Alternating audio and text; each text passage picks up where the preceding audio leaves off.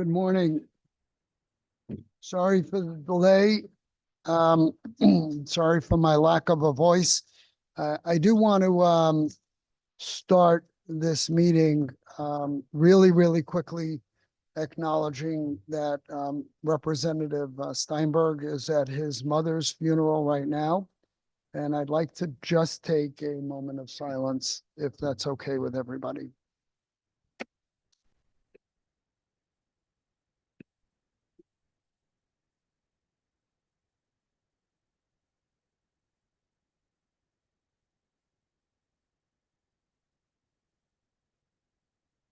Thank you all. And our thoughts and our prayers are with him and his family right now. It's been a rough couple of weeks. I want to call the meeting to order. I've been reminded about the technicalities of running a meeting. So we, because of a bunch of things going on in my co-chair's personal life and in my personal life, I just want to say for the record at this moment that every bill on this agenda is a work in process, that nothing has been finalized. I would argue that much of it is not even close to being finalized, and there will be a lot of conversation once we move these bills out of committee. So I want to thank everybody for their forbearance on this. It's been a pretty rough month. So I want to turn this over to my ranking member, Senator Fazio. Thank you, Mr. Chairman. First, we all want to send our condolences to Representative Steinberg and the entire Steinberg family. They're in our prayers. He's a good man, so we're thinking of him and his family today. We have a robust agenda, so I won't belabor the point. There are some good bills that will benefit consumers in this state who are paying too much for all sorts of costs, and there are some bills that are troubling. And as always, we look forward to working across the aisle in the weeks to come beyond this JF deadline to make every piece of legislation as good as possible. And when we disagree, of course, doing so in an agreeable manner. Thank you, Mr. Chairman, for the time. Thank you, Senator. Representative Buckby. Thank you, Mr. Chair. I'd like to reiterate those thoughts as well to our friend who is going through a tough time. It's been a tough year for this committee and for those of us on this committee, and our hearts and prayers are certainly with our friend. As for the agenda, it is rather robust, as my good colleague just mentioned, and there's a lot on here. I think there's a lot, as the good chair mentioned, that we need to work on. There's a lot that needs to be tweaked and adjusted. Some of our votes may reflect that today to flag them as far as ones that we really want to make sure that we can work on, and hope that we can move along very quickly, concisely, and get you, especially you two, moving on to, I think you have some kind of grand television appearance or something you have going on. So I'll leave it at that. Thank you, Mr. Chair. We're on Jimmy Fallon tonight. We've been noticed nationally. No, we have not. And barely even noticed in the state. And also to you, Representative Buckby, I know you also had a big loss in your life, and it's just always hard to get through that. So, and I'm going to let the vice chair of the committee, who's the House vice chair, say a couple of quick words also. Well, I don't want to belabor the point, but Rep. Steinberg has been very good to us, and I'm hoping that we can find ways to support him through this process. It's certainly been a big year for the entire House caucus, but it's been tragic for so many folks. We've had a lot of losses. I am happy to be here working with my colleagues with a commitment to make sure we get these things to where they need to be before they get voted on either chamber floor. And I look forward to supporting my colleague in his time of need.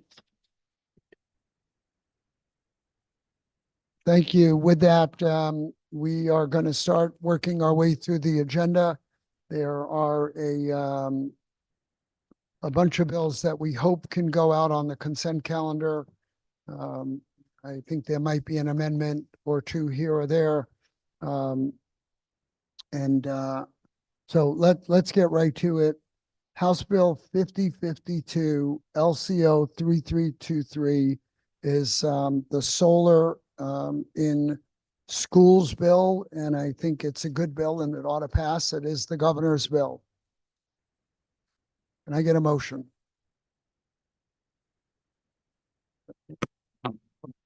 So moved.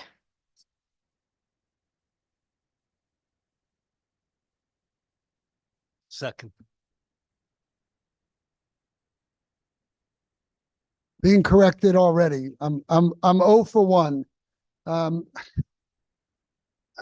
LCO 3323 JFS to the floor. Can I get a motion in a second? So moved. Thank you. Any discussion? Representative Buckby. Thank you, Mr. Chair. And while a lot of the intent is certainly there for the governor's bill, and there's some questions on it, there's some ambiguity on placement. And, we want to be careful with our neighbors too. It doesn't mention if it's roof canopy, could be an old playground that this is put into, siting council questions. The other piece of it that I mentioned in our other meetings has been proximity to other municipal buildings, right? When you get out to the wonderful best town in the USA in New Milford, you'll see our high school. There's no other municipal building anywhere near it for it to share the power too. So I think there's a lot of tweaking that can be done with this bill. I don't think it's ready for prime time as much as you two are, but I do want to say that I'll be flagging it as a no vote, but I hope we can certainly work on this vote a little more before it gets out on the floor. Thank you, Mr. Chair. Thank you, Representative. I agree that this is a work in process and there are some nuances that have to be dealt with. Representative Cheeseman. Thank you. I want to thank you for your willingness to consider this a work in progress. I do look forward to that work. I'm going to be a no today. I'm also concerned. We had a number of, with the role of the Green Bank. That's particular phrase seems to be a bit unsure. We did have comments from our local contractors about being shut out of projects, and I would hate to see them precluded from working on this kind of thing. But I want to thank you for your willingness to work on this, but I will be a no today. Thank you, Chair Steinberg. Thank you, Representative. The people that are remote up on screen. I'm not sure. We don't have the people that are remote up on a screen locally. Just give us 1 second. I'm not sure if there's anyone that's not here that has any comments.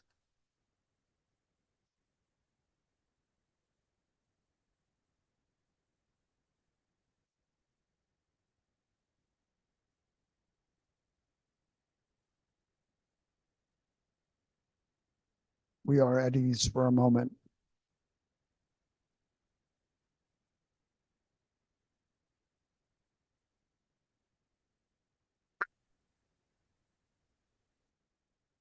Seeing no one's hand up on the screen. Representative Meskers. Yeah, I just wanted to make a comment towards the bill.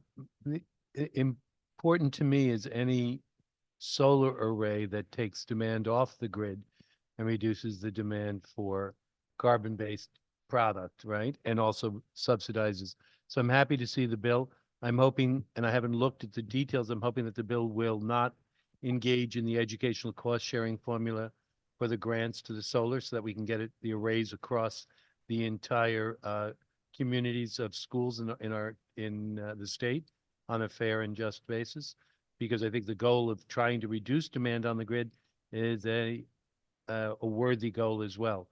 And supplanting it with solar is important. So I at this point, I'll be looking for further changes to the bill, but I expect fully to support the bill. So thank you. Thank you, Representative. Representative Buckby, one more time. Thank you for the second time, Mr. Chair. The other piece of this that strikes a chord is the ability to put this back onto the grid too. You have some of these large rooftop schools and be able to put that back. The infrastructure is not there to support that much power coming back through for them to be able to push that back. So I think it's a little cart before the horse, but I think there's plenty we can work out with this. Again, certainly a no, but hopeful for it. Thank you. Thank you, Representative. Seeing no other comments, Madam Clerk, can you call the roll? This is a roll call vote on item number 1 of the agenda, House Bill 5052. The motion is to JFS to the floor. LCO number is 3323. Senator Needleman, Yes. Representative Steinberg, Senator McCrory, Representative Foster, Rep. Foster votes yes. Senator Fazio, Fazio votes no to flag. Representative Buckby, No. Representative Acker, No. Representative Ali Brennan, Representative Ali Brennan votes yes. Senator Cabrera, Representative Cheeseman, No. Representative Tito, That's not me. Representative D'Amico votes yes. Representative Ferraro, Representative Gresco, Rep. Gresco votes yes. Representative Horn, Rep. Horn votes yes. Senator Mar, Senator Mar votes yes. Senator Maroney, Senator Maroney votes yes. Representative Meskers, Representative Meskers votes yes. Representative Mushinski, Rep. Mashinsky votes yes. Representative Piscopo, Piscopo, no. and Representative Teresiak.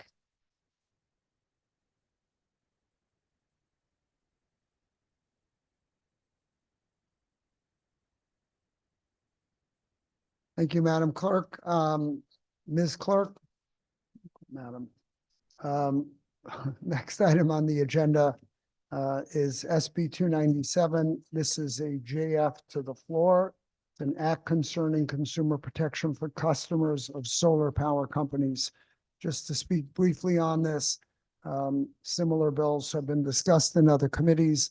There has been, I would politely call it overselling and under-delivering in this industry, and we believe that there needs to be some consumer protections here for some of the sales techniques on the solar industry, similar to what we had a few years ago on the third-party electric suppliers.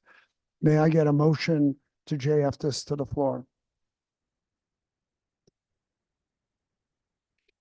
Second.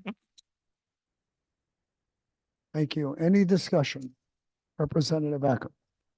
Thank you, Mr. Chair. And I would normally see these in general law where I serve on, so it's kind of interesting to see it here.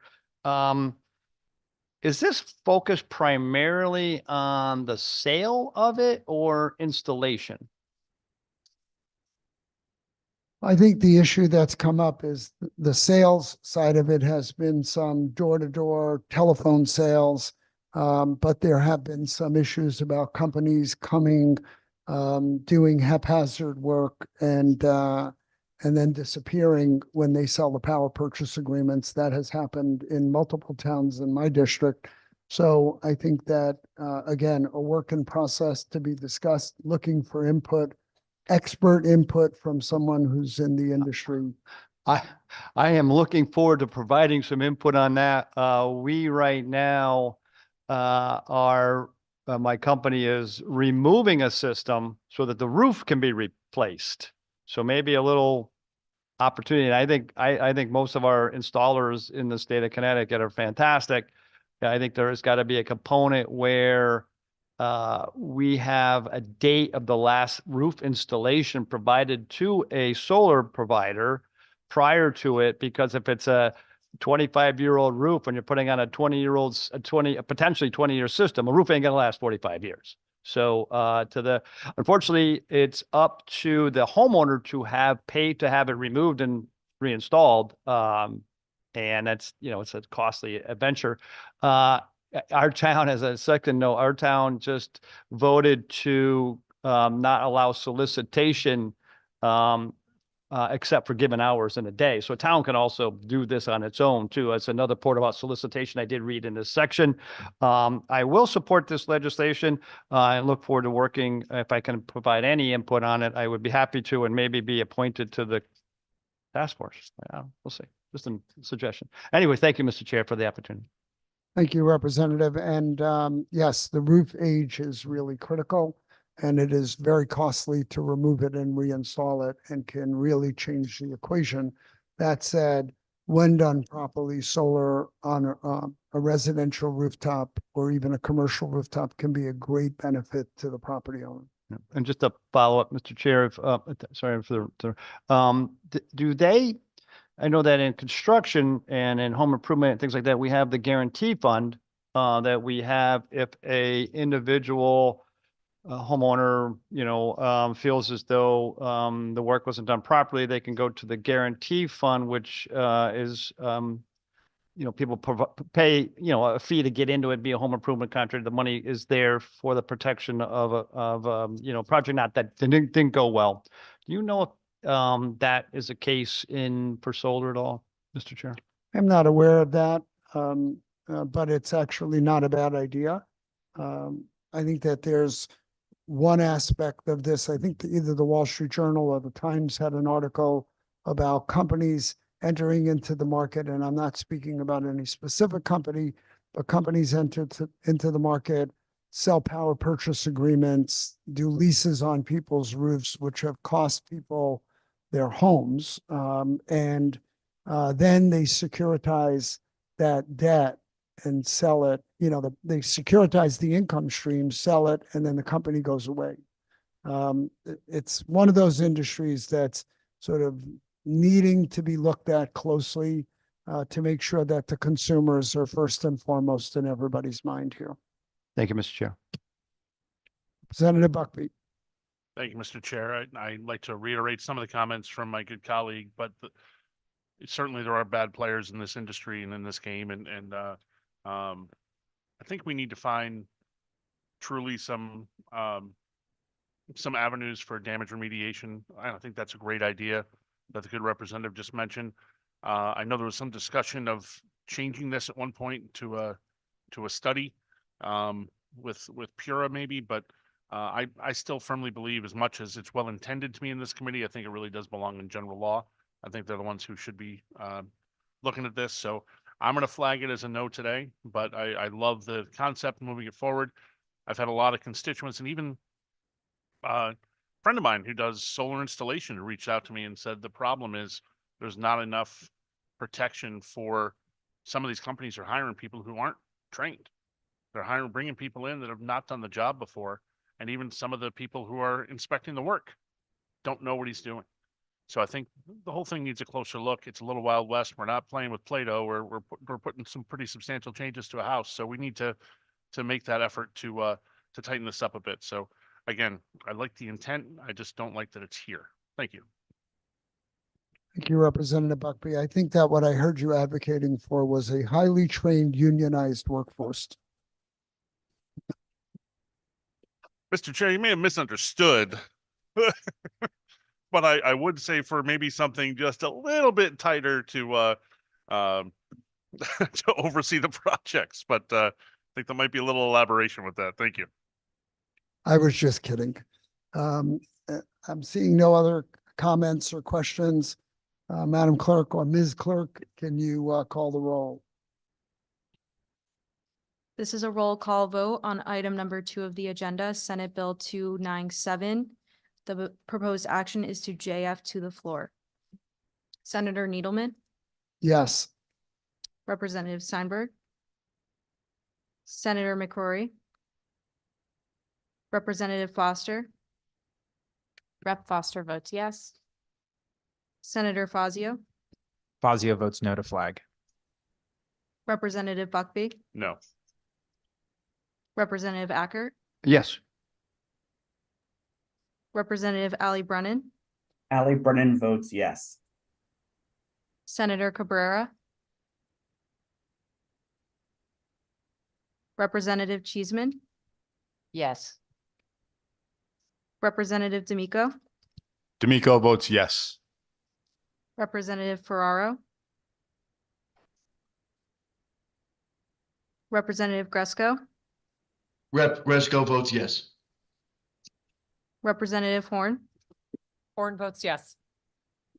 Senator Mar, Senator Mar votes yes. Senator Maroney,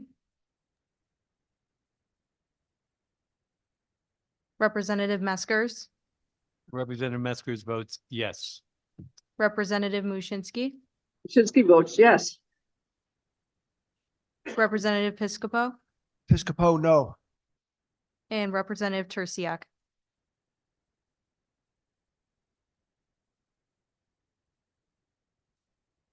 Thank you, Ms. Chair. Next item on the agenda is SB 299. It's a JF to the floor. It's an act concerning data centers. This bill, I just want to back up a half a step. We ran a data center bill a couple of years ago that granted some significant tax incentives to people looking to do data. Can you hear me? Yeah, I'm sorry. To entities looking to do data centers. The contemplation at that point was an in front of the meter, out on the grid data center. I'm a supporter of the fact that Connecticut be part of this AI data center revolution. I think that they're going to be placed throughout the grid no matter what. This particular bill is just making sure that anything placed behind the meter has an ISO New England impact study, as well as if the backup is going to come from the grid, to make sure that we have adequate power to do that. It is going to be modified to make sure that anything that is studied is done in a expeditious manner to get to not sour any deal that's on the table right now. But I stand strongly in favor of making sure that we're not negatively impacting the grid as we push out more and more data centers. I have said data is one of the most addictive substances out there because the more you have, the more you need. And we are on this pathway to building out more and more data centers because of our unending need and innovation in terms of computing. But I think it's hard to actually project how much energy is going to be needed as we move forward in this data revolution that exists right now. And I just want to make sure that anything placed on the site of a power plant before any tax incentives are granted does not negatively impact the grid as a whole. So with that, I want to JF this to the floor and ask people's indulgence as we work on this bill to get this looked at carefully. Thank you. Senator Fazio. Thank you, Mr. Chairman. I think it's important that we pay close attention to the reliability of our electricity grid and the future supply and demand. I think everyone on the committee recognizes that.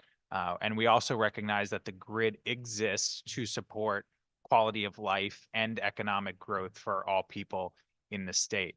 That includes supporting manufacturing, supporting heating, supporting electric vehicles, supporting data centers, and so on. I don't necessarily think that the state should single out one use of that energy for economic purposes compared to another. We've also in this state decided that that we're going to subsidize certain forms of usage of the grid compared to others. I wasn't there for some of those conversations. I think it is the right thing to do to be examining usage and reliability of the grid, broadly speaking. I have some concerns about the bill as written, the composition of those who are studying it. It specifically references large data centers. Why not a multiplicity of small data centers? It doesn't say anything about behind the meter versus in front of the meter. And it doesn't look at the usage on the grid from other sources. So I am open to studying the usage from data centers and from other sources as well. Broadly speaking, over the long period of time, I'm always open to looking at the right amount of subsidy that we give to one one part of our economy or the other. At this time, I have some concerns about the bill as written. So I think there might be a couple of no votes. So we ask for a roll call vote for that reason. Thank you, Mr. Chairman. Thank you, Senator Fazio. And this bill, in an ideal world, would have had S language that addressed some of that. And if we move anything beyond the committee, those issues will be addressed. Representative Cheeseman. Thank you very much, Mr. Chairman. I will be a yes vote on this. I recently shared with the chairman an article from the Atlanta Journal-Constitution outlining Georgia Power's huge increase in expected demand. Some was due to the electrification of transportation, some was due to the electrification of home heating. 80% of the anticipated increased demand was from data centers. And I have heard the proponents argue that our grid is perfectly placed, there will never be shortages. I have real concerns both about the current proposal in my neck of the woods, but also the unanticipated consequences of adding yet another huge source of demand on our grid. So I think it is only prudent, and I speak as someone who in her first on the floor role as ranking member of finance helped bring out that data center bill a couple of years ago. But I think often we make decisions and then revisit them as the facts change on the ground. So I am supportive of this. I look forward to work on this to make it the best possible bill. But I don't think we would be benefiting our residents in Connecticut or elsewhere in New England if we didn't look very closely at this issue. Thank you, Mr. Chairman. Thank you, Representative. And I just want to thank you for moving that bill forward. It was not a unanimous bill earlier on, but it was bipartisan. And I just think that because of this and computing power in general, it's one of the most difficult things to project what we're going to really need. And all the numbers that I've heard, to me, feel quite low in terms of total power consumption as a result of our ever increasing demand and need for computational capabilities. And, you know, the big thing today is AI. Tomorrow, it's going to be quantum computing, which is a very energy intensive proposition. So I just think that reliability is going to become a problem, and we could easily outstrip our capability. That said, no one's giving this up. So it's an extension of our hands. Representative Eckert. Thank you, Mr. Chair, and I appreciate the dialogue on this bill. You know, we continue to be this state of unpredictability. You know, we work forward to looking to entice companies to come here and give them a nice little financial credit. They were like, whoa, wait a minute, time out. Wait a minute, maybe don't put those investment dollars here. And so I'm going to be a no vote on this legislation, probably here and anywhere else. So thank you, Mr. Chair, for that. I know this was your bill, and I don't like to vote against you on your bill. The others I do, but not this one here. So, but thank you, Mr. Chair. I'm no one special. However, no. I thought we were the land of steady habits. Unpredictability is not something I've ever heard Connecticut, maybe New Milford, a little bit unpredictable, but the rest of the state pretty steady. Representative Buckby. Well, thank you for recognizing the best town in the USA, but I do have to, I'm going to go the opposite way of a couple of my colleagues here. I do certainly agree with you on this. I think this is something we need to have more information on and move forward with prudently. But I believe this is something we need to move forward on. And as I've said before, we are not just the Energy Committee, we're the Energy and Technology Committee, and the technology piece needs a closer look this all needs a closer look, be it in New Milford or in your backyard, doesn't matter where it is. Even if they choose Essex, which would be an odd choice, but so it's a really small data center is what that is. So I'll be supporting this bill. Look forward to how it progresses. Thank you. Thank you, Representative Meskos. Well, I want to thank you for proposing the bill. I think at some level, I think the interest in growing the economy of the state and the data centers and the need for data centers is real.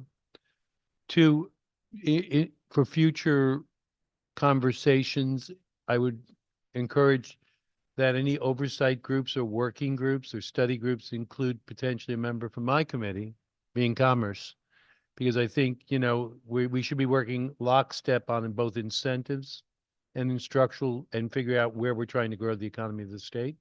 So whatever strategies you set forth in energy and technology are going to ricochet off of what we're trying to do in commerce. So any levels of conversation that are very important to me. So I just want to register that. Thank you. Thank you, Representative. Yes, Representative Piscopo. Thank you, Mr. Chairman. Mr. Chairman, I'm not sure where we're going with this bill. When you brought the bill out, you were very logical, and I agreed with a lot of what you said, and you made a lot of sense. But we're asking PURA, along with Consumer Council and looks like ISO, to enter in what's called an uncontested proceeding. I'm not familiar with that. Usually, we'll ask PURA to take out a docket, or is it just a public hearing? And then what happens? It's not. This bill really isn't a study bill as I read it. So I'm worried that it leaves here and we don't see the results of an uncontested proceeding. Does it just go on from there? Thank you, Representative. Again, as I said, this would have had S language clarifying that the real people who have to study this are primarily ISO New England, right? And the vehicle to get it to ISO New England is a little, nebulous at this point, but ISO's the grid manager for New England. And the intent here is to have ISO weigh in on this. And at the same time, one significant improvement in the proposal that was made here versus the other earlier discussions around data centers were earlier data centers were going to be backed up with very large diesel generators. This is not going to be backed up with a diesel generator. This is going to be backed up from the grid itself. So we want to make sure that if we're taking 300 megawatts or whatever wattage we're taking off of a power plant and then backing it up with the rest of the grid, it's sort of like an additive amount of the potential loss of electricity. So if a power plant goes down, then you're going to be pulling all that power from the grid to run it. Again, more environmentally friendly, no diesel generators. On the other hand, some concern about what that additive problem is. So in any final language on this, we will address those concerns and make sure that this request gets to the right people, and the right people, depending on the location, are going to be ISO New England and the utility that the data center would reside in. Thank you.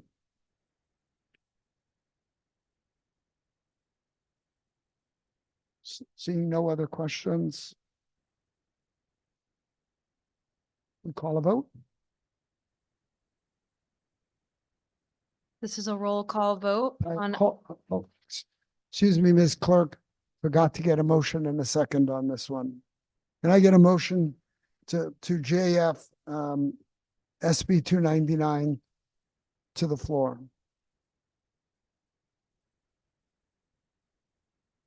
Thank you. Now can we get a roll call? This is a roll call vote on item number 3 of the agenda, Senate Bill 299. The proposed action is to JF to the floor. Senator Needleman, Yes. Representative Steinberg, Senator McCrory, Representative Foster. McCrory votes yes. Foster votes yes. I thought you said, was that McCrory? Yes. Oh, I'm sorry. All right, McCory says, thank you. I'm sorry. Senator Fazio, No. Representative Buckley, Yes. Representative Ackert, No. Representative Ali Brennan, Ali Brennan votes yes. Senator Cabrera, Representative Cheeseman, Yes. Representative D'Amico, D'Amico votes yes. Representative Ferraro, Representative Gresco, Rep. Gresco votes yes. Representative Horn, Horn votes yes. Senator Mar, Senator Mar votes yes. Senator Maroney, Representative Meskers, Representative Meskers votes yes. Representative Mushinski, Shinsky votes yes. Representative Piscopo, Piscopo, no. and Representative Tersiak.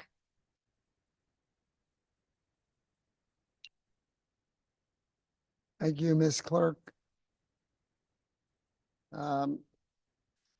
Next item on the agenda is Senate Bill 301, an act concerning energy efficiency standards and grants and retrofitting projects. This is a JFS to the floor. It's LCO 3347. Can I get a motion to approve this? So moved. Second. Any discussion on this bill? This is the deep agency bill for energy efficiency standards.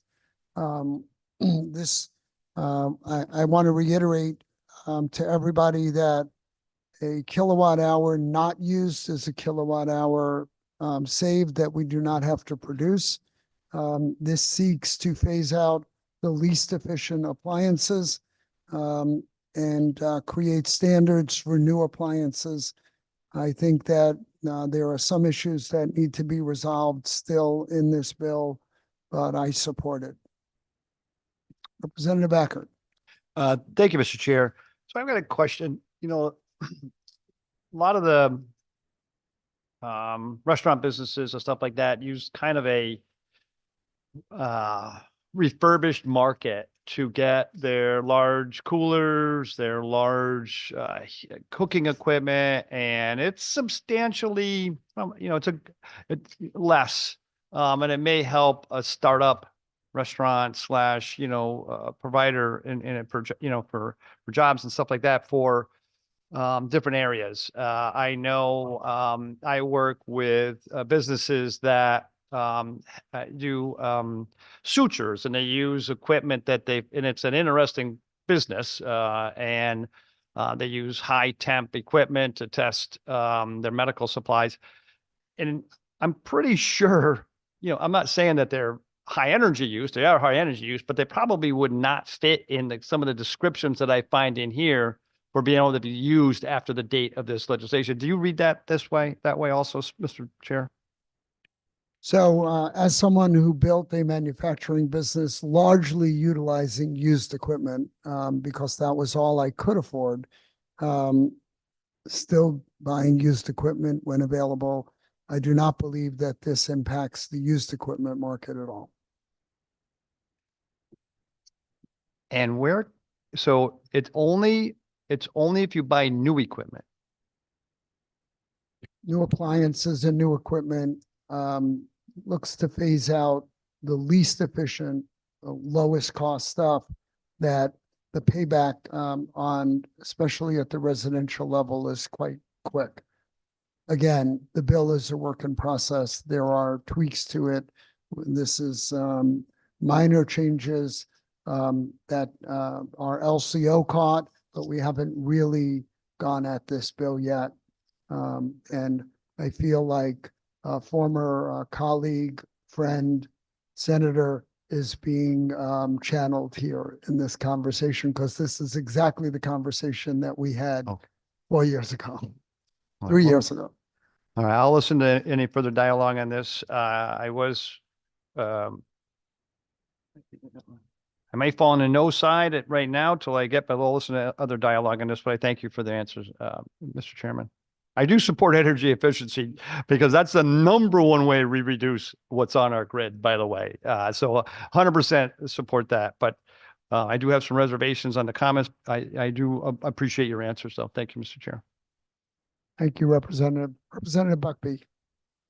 Thank you, Mr. Chair. Feel the same way. I think we should be looking into more energy efficiency, but I'm curious why we're putting this into statute and why this isn't more regs review. So Representative Buckby, my understanding is it's been a combination of both, and a lot of it has been done through regs review. There's been an ongoing request from the agency to put some of it into statute. Thank you for that. Is that, so they don't want to take it up in regs review? They've avoided it, or this is just too much for them to take on? That's, you know what I mean? If I think it belongs in one bucket or another, so to say. I don't think I can answer that, but I'd like to get this out of committee to exactly get the answers to those questions. I am not concerned that the bill will certainly make it from committee. I'm going to flag it with a no vote, but I certainly stand for a lot of what it is. I just don't necessarily think putting it in statute is the right way to do it, but I certainly am more than open to listen to further debate on it. Thank you, Mr. Chair. Senator Meskers. Representative, I haven't been promoted or demoted yet. You said, did you say senator? I thought. No, Representative Meskers, but I hit the mic. It might have come out that way. Okay. So, I'd like to request, within the studies of the energy demand on new appliances. And I realize we're a small state with only 3.5 million people, but I'm concerned on longevity on some of the new equipment. I can tell you just on a personal case in point, I was out to get a new refrigerator. And I walked through the appliance areas, and from high to low end, basically the average lifespan is now 8 to 10 years. So when we factor in energy, there's a manufacturing cost. And I'm just appalled that the equipment that's coming in and being manufactured and the energy on that level. And I know that doesn't affect our demand on the grid, but I'd like us to figure if there's a weighting in terms of valuation on reliability standards on the new equipment as well. I don't know that we can drive that market being the state of our size, but we should maybe send out a note that we are beginning to look at reliability as one of the standards for the equipment that's sold in the state. Just a thought. Thank you, Representative. I share that concern. I feel like we've moved a lot of our appliances to the consumption side, not to the longevity side. Television sets are the perfect example. I just replaced a 4.5-year-old TV set. On the other hand, the TV set that I replaced 20 years ago would have been $10,000 and it was $400 now. So things are changing. But I think that the standard that they're looking for is rapid payback appliances. So seeing no other comment. Oh. Not you screaming in the background. We know you're here. Oh. Seeing, we did make that motion, right? I did that one right. Thank you. Seeing no other comments, Ms. Clerk, can we call the vote? This is a roll call vote on item number 4 of the agenda, Senate Bill 301. The proposed action is to JFS to the floor with LCO number 3347. Senator Needleman, Yes. Representative Steinberg, Senator McCrory, Representative Foster, Yes. Yeah. McCoy said, yes, you guys are fast. Senator Fazio, No. Representative Buckby, No to flag. Representative Ackert, Yes. Representative Ali Brennan, Ali Brennan is a yes. Senator Cabrera, Representative Cheeseman, No. Representative D'Amico, D'Amico votes yes. Representative Ferraro, Representative Gresco, Rep. Gresco votes yes. Representative Horn, Rep. Horn is a yes. Senator Mar, Senator Mar is yes. Senator Maroney, Representative Meskers, Representative Meskers is a yes. Representative Mushinski, Mushinski, yes. Representative Piscopo, Piscopo, no. and Representative Tursiak.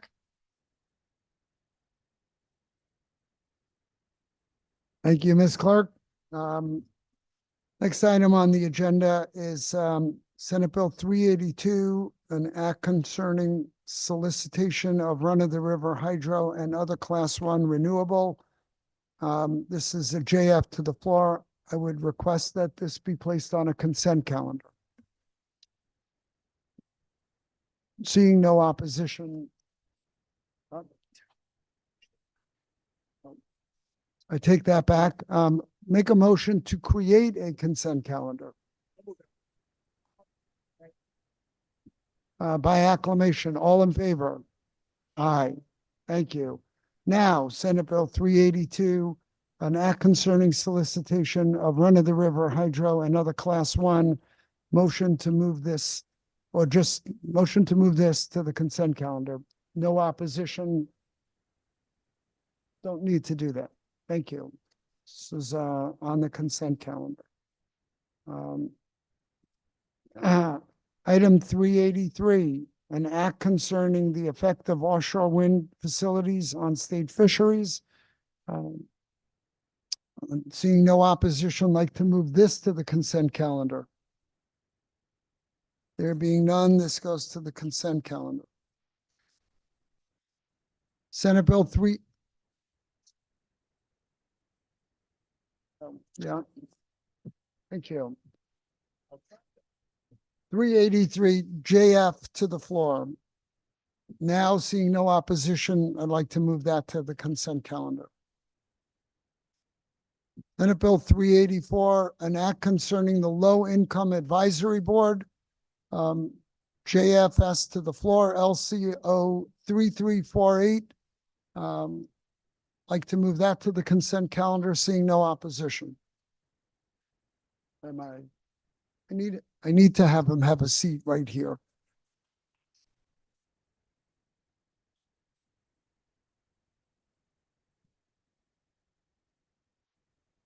Oh, okay. All right, well, okay.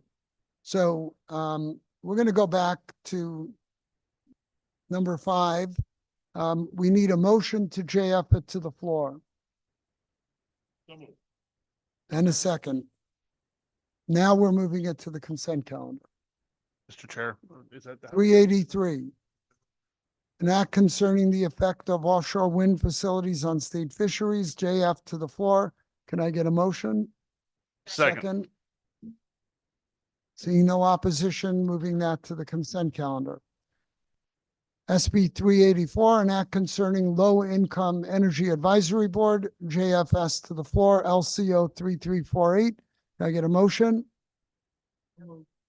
Second, Second. to the consent calendar. Off with the head. No, to the consent calendar. Senate Bill 385, an act concerning energy procurements. LCO 3317. This is a bill that would allow us to do a few things. One would be to extend the Millstone contract for an additional 10 years. Also, it would allow us to grant, it would grant DEEP the authority at their sole discretion to extend the power purchase agreements for offshore wind. It would also allow the utilities to purchase power from procurements for their standard service rates at the discretion of Pura. So can I get a motion to JFS this to the floor? So I'm moved. sorry, it's JFS to the floor. Can I get a motion? So moved. Second. Discussion. Senator Fazio. Thank you, Mr. Chairman. There are parts of this bill that I think are important and need to be passed, including, generally speaking, legislation to extend solicitation of zero carbon nuclear power generating facilities. The power purchase agreement we have with our large zero carbon nuclear facility is an important part of our energy portfolio. It might be the most important asset in our portfolio. And of course, that does not mean that it's going to be an open-ended contract supporting that. There are limitations on that and every other action we take as a state because we have to protect ratepayers. But it is also, I think, important to have evaluation of the reliability asset and the reliability assets and the environmental attributes of such a plant that I think a long-term power purchase agreement would bring. So having that legislation before us, I think, is very important this session, and I will support the right legislation and its final product on those fronts. And I suspect you will get a lot of yes votes on that from both sides of the aisle for all those reasons and more. There are some concerns in the current language of Senate Bill 385, however. First, on that nuclear front, there is language in this bill that says that the state shall conduct the solicitation in coordination with 2 or more other states. I think that the goal of having a regional procurement is a reasonable discussion to have. I think we should be open to having a multi-state solicitation so we can share costs between the ratepayers of different states who are all benefiting from this asset and other assets. Obviously, we make policy, we make laws largely on a state-by-state front, but the power grid in New England is regional, and what happens in Massachusetts or Maine very much affects us as residents here in Connecticut, just as what we do here affects other states. And so if we are, for instance, bearing some cost in Connecticut for the regional benefit of all 6 states in New England and even beyond in the northeastern region of the country, we should make an effort to have a multi-state strategy for procurement so we can share some of those costs. However, it is also important that we have discretion to act solely if we deem it necessary in Connecticut. And I am concerned that on line 137, that this prescribes that the state shall only act in the case that 2 or more states are on board with us. And I think that would be overly prescriptive of our state government in this important solicitation. I think that should be changed to a may.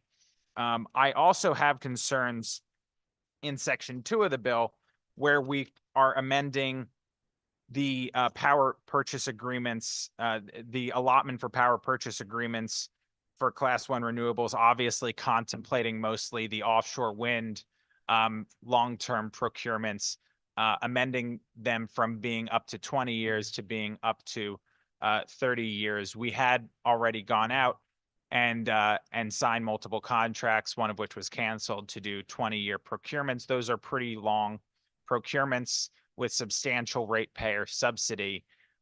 Extending it to 30 years strikes me as gives me reason for concern. I understand that this is optional, but I also think that there could be enormous negative consequences of extending those subsidy out for 20 years. one of the reasons given for it, obviously, is that you could lower the sticker price on the contract if you amortize it over 30 years instead of doing so over 20 years. However, there will still be a subsidy because you're still paying a higher rate for every kilowatt hour than in the wholesale market the ratepayers otherwise would be paying for the contract. So by extending it from 20 years to 30 years, you're going to pay a lower subsidy for each kilowatt hour, but you're going to be paying 50% more kilowatt hours, a subsidy for 50% more kilowatt hours. Now, it was said in the public hearing that that you would only sign the contract that is in the best interest of ratepayers, and the language in the statute does in fact consider that. But I don't think the language of the statute regarding best interest of ratepayers is sufficiently prescriptive to give me confidence that that just because we extend it, that we will be getting a better deal. Theoretically speaking, if you extend these power purchase agreements for 30 years instead of 20 years, the carrying costs, the borrowing costs will be on the private companies, and they obviously borrow at a higher cost than consumers or the state. So I think I'm worried the aggregate subsidy could be more, although it would come out with a lower sticker price. So if there was language changing best interest of ratepayers, which I think is overly broad, then I would be more open to 30 years. Maybe 25 years could be a better balance. But for those two concerns, I wanted to be proactive and try to offer an amendment that I think would improve the rule. So I'm going to offer that amendment by voice, although I do think legislators will have it in their inbox. And that amendment would be that in line 137, we strike shall and replace it with may. In line 140, we strike that the commissioner may not direct any electric distribution. And lines 141 to 145, we strike them in their entirety. And lines 232 to 250, we strike in their entirety. So I move that we make this amendment to Senate Bill 385, LCO number 3317. Thank you, Senator. I share some of your concerns.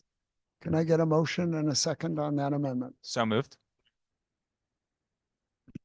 So I just want to address a couple of those things.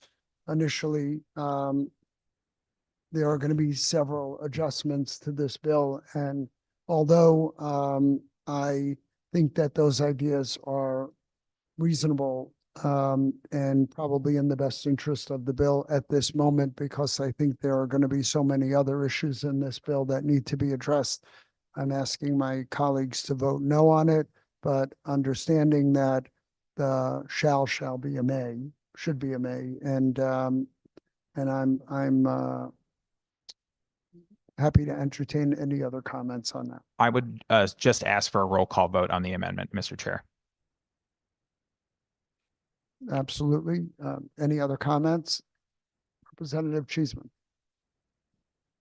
Thank you, Mr. Chairman. And although I take you at your word, like all the other bills, this is a work in progress. I too share Senator Fazio's concerns that we may be, as a result of this legislation, shut out from ensuring the kind of zero carbon power supply we want. So I am firmly in support of this amendment, and I would encourage my colleagues to vote in favor as well. Thank you. Thank you, Representative. Not seeing any other comments. Ms. Clerk, can we call the roll call? Oh, I'm sorry. No. Can we call the roll on the amendment? This is a roll call vote to amend LCO number 3317. The proposed action is to JFS it to the floor. Senator Needleman, No. Representative Steinberg, Senator McCrory, No. Representative Foster, No. Senator Fazio, Yes. Representative Buckby, Yes. Representative Ackert, Yes. Representative Ali Brennan, Ali Brennan is a no. Senator Cabrera, Representative Cheeseman, Yes. Representative D'Amico, D'Amico votes no. Representative Ferraro, Representative Gresco, Rep. Gresco is no. Representative Horn, Horn votes no. Senator Mar, Senator Mar votes no. Senator Maroney, Senator Maroney votes no. Representative Meskers, Representative Meskers votes no. Representative Mushinski, Waschinsky votes no. Representative Piscopo, Piscopo, yes. and Representative Tursiak. On this amendment to SB number 385, Representative Tursiak votes no.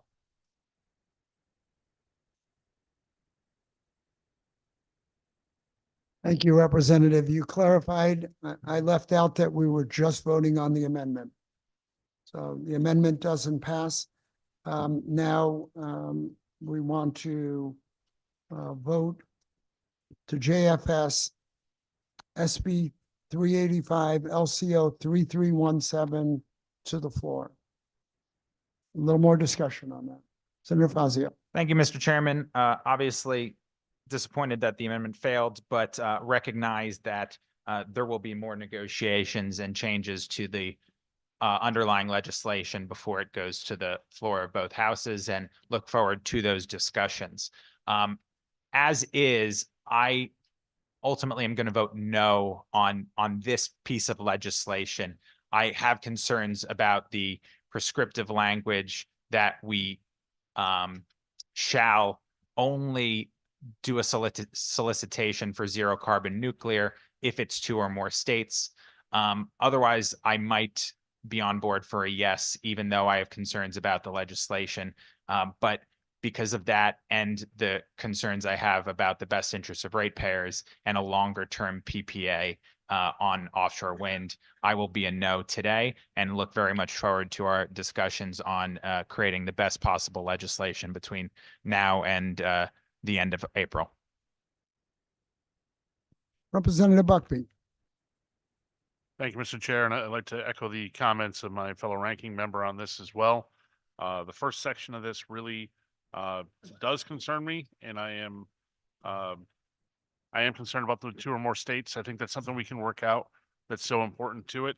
As far as section 2 goes, I think considering wind, as young as it is and as pricey as it is right now, to consider for 30 years is a really big risk. And I don't think that's something we should be doing a whole lot of here, is taking a risk when it comes to consumer dollars. So I would like to, I will certainly flag this as a no. I'm more than willing to work with the chairs on this going forward. Not opposed to wind energy. I'm opposed to locking into technology 30 years down the road when it could very well be some other things there that are coming up as we go. So I'll certainly be a no. Thank you, Mr. Chair. Thank you, Representative Ferraro. Thank you, Mr. Chair, and I likewise echo the comments of my colleagues. I do know that from my experience as a former ranking member of the committee, I have complete confidence that you all will sit down and work through this, and will recognize the concerns that we have, and will bring, if this bill comes to the floor, it'll be brought to the floor in a way that we can all support it. So I thank you for the time, Mr. Chair. Thank you, Representative Tursiak. Thank you very much, Mr. Chair. I really dislike this bill. My fondest hope for this bill is that it gets stripped in its entirety and it becomes a vehicle for something that does good for a lot of people. At the root, I get we live in Connecticut, which is interesting because we send submarines out to sea, hopefully twice a year, powered by nuclear reactors. And we believe they're safe.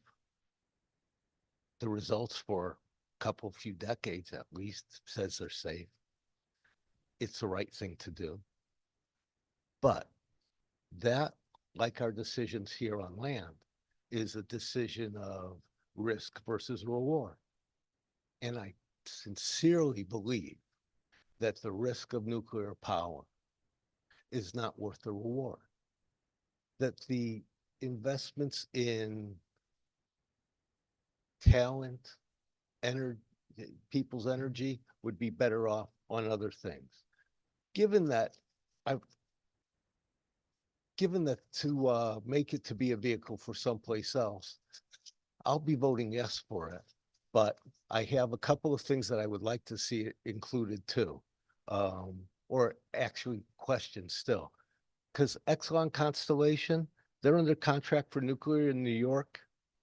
And their contract is they have to give their federal tax credits, federal production tax credits, pass it on to the consumers. Are we expecting that from Connecticut? I am not aware of that right now, and that's part of the. They have a bill that's a work in progress. So thank you. Well, I- happy to take your suggestions. I agree. Thank you very much. And before we ask for considering or granting another nuclear PPA, is there going to be any consideration? Can we have consideration on whether Millstone has a financial need for a PPA? Thank you for that. And Thank you. you know, I believe that had been litigated in 2017 before I got here. You know, I don't want That's to. part of why patience is such an important virtue for a chair, So, Mr. Chairman. so we Thank you. we are in a situation where a critical asset on our grid, from what I gather, basically said that without some additional support, they were going to pull the plug on the plant. I was not the governor at that time. I was not in the legislature at that time. I know it was not. It passed, but I certainly know that the idea of this was not unanimous. And I believe that there was a significant negotiation that went on about whether the other states should share in this, whether we should bear the burden of it. I think that ultimately the state of Connecticut decided that there were thousands of jobs, huge amount of benefit to the local municipalities, and that the risk of losing that zero carbon resource was quite real and never good to negotiate with a gun to your head. But I believe that was the general sentiment then. So I can't answer your question about whether it's needed or not. I enter into any negotiation taking the people that I'm negotiating with at their word, right? So I believe that that's what drove the decision back then. Thank you very much, Mr. Chair.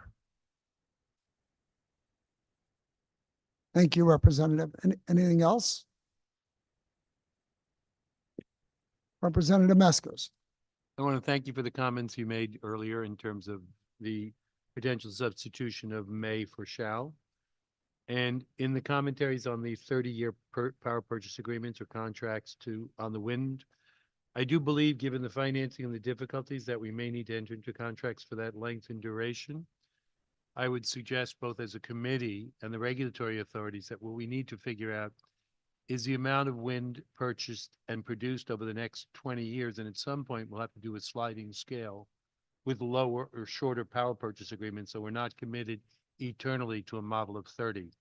I don't think wind is a significant amount of our entire grid. And I don't think the power purchase agreement represents a tremendous threat to our overall price. But if we get to a significant point, then the duration of those contracts will really matter. So I would think when we get to a material amount, we may want to go for 15 or 20, depending on technology and the repayment period. But I'm perfectly willing to extend those contracts currently or consider it for 30 years in order to get wind moving forward in the state. And I think that's probably where we all should be at this point. Thank you, Representative. Seeing no other comments, SB 385 JFS to the floor, LCO 3317. Ms. Clerk, can we call the roll? This is a roll call vote on item number 8 of the agenda, Senate Bill 385. The proposed action is to JFS to the floor with LCO number 3317. Senator Needleman, Yes. Representative Steinberg, Senator McCrory, Senator McCoy, yes. Representative Foster, Yes. Senator Fazio, No. Representative Buckby, No. Representative Ackert, No. Representative Ali Brennan, Senator Cabrera, Representative Cheeseman, No. Representative D'Amico, D'Amico votes yes. Representative Ferraro, Representative Gresco, Rep. Gresco votes yes. Representative Horn, Senator Mar, Senator Mar votes yes. Senator Maroney, Representative Meskers, Representative Meskers votes yes. Representative Mushinski, Mushinski, yes. Representative Piscopo, Piscopo, no. and Representative Tersiak. Thank you. Representative Tersiak votes yes. Thank you all. Mr. Next, Chair? Sir, may I just ask a procedural question? Can I presume the votes are going to be held open? Because I got here late. I didn't hear any announcement. I was going to announce at the end that we are going to hold all the votes open till 5 o'clock. Great. Thank you, sir. Thank you, sir. I have a note right in front of me. That's an official note. It says official note. That's right.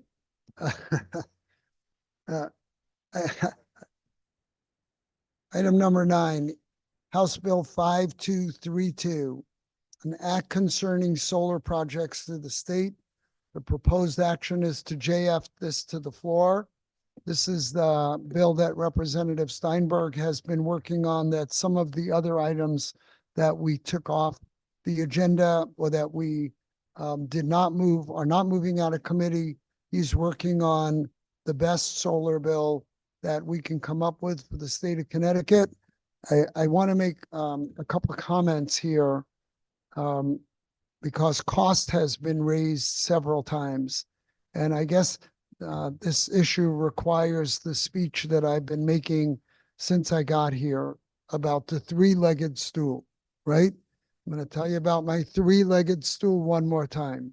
This is not Hyman Rickover's three-legged unequal leg stool that he made all people who attempted to get on his staff sit on as best as they could. This is a legitimate three-legged stool. We are balancing reliability, cost, and carbon reduction, climate change mitigation to the extent that Connecticut can have an impact on that. And no party, no group, no individual has a license on any one of those things. I know that cost is always a major factor in Connecticut, where and in the Northeast, quite frankly, where power costs are higher for a number of reasons. And whatever bills we push out of this committee this year will be, again, as in the past, looking at all three of those issues: climate change, impact, reliability, and cost. Cost is certainly in the forefront right now, but I do believe that all of them are important, and to the extent we can impact any of them, that's the cognizance of this committee. So with that, can I get a motion on 5232? So moved.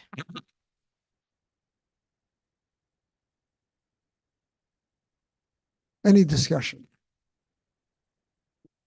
Representative Ferraro. Thank you, Senator Needleman and Mr. Chair. And I understand your sentiments exactly that this is a balancing act. I remember how difficult it was. My concern is that oftentimes in some bills, we try to do too much. And this bill appears to be, you know, the wish list of everything that's solar in one bill. And many times to accomplish the task, we need more than one bill. We may need half a dozen bills. And to fix this bill is going to take major work, in my opinion. And I'm definitely going to be a hard no on this bill. And I do look forward to seeing what eventually comes to the floor, because I have every confidence that this is the one bill we are definitely going to see on the floor in one shape or another. So I'm very concerned about much in the bill, and do hope to see that our colleagues get together, our leadership, and comes up with a bill that can be palatable. Thank you, Mr. Chair.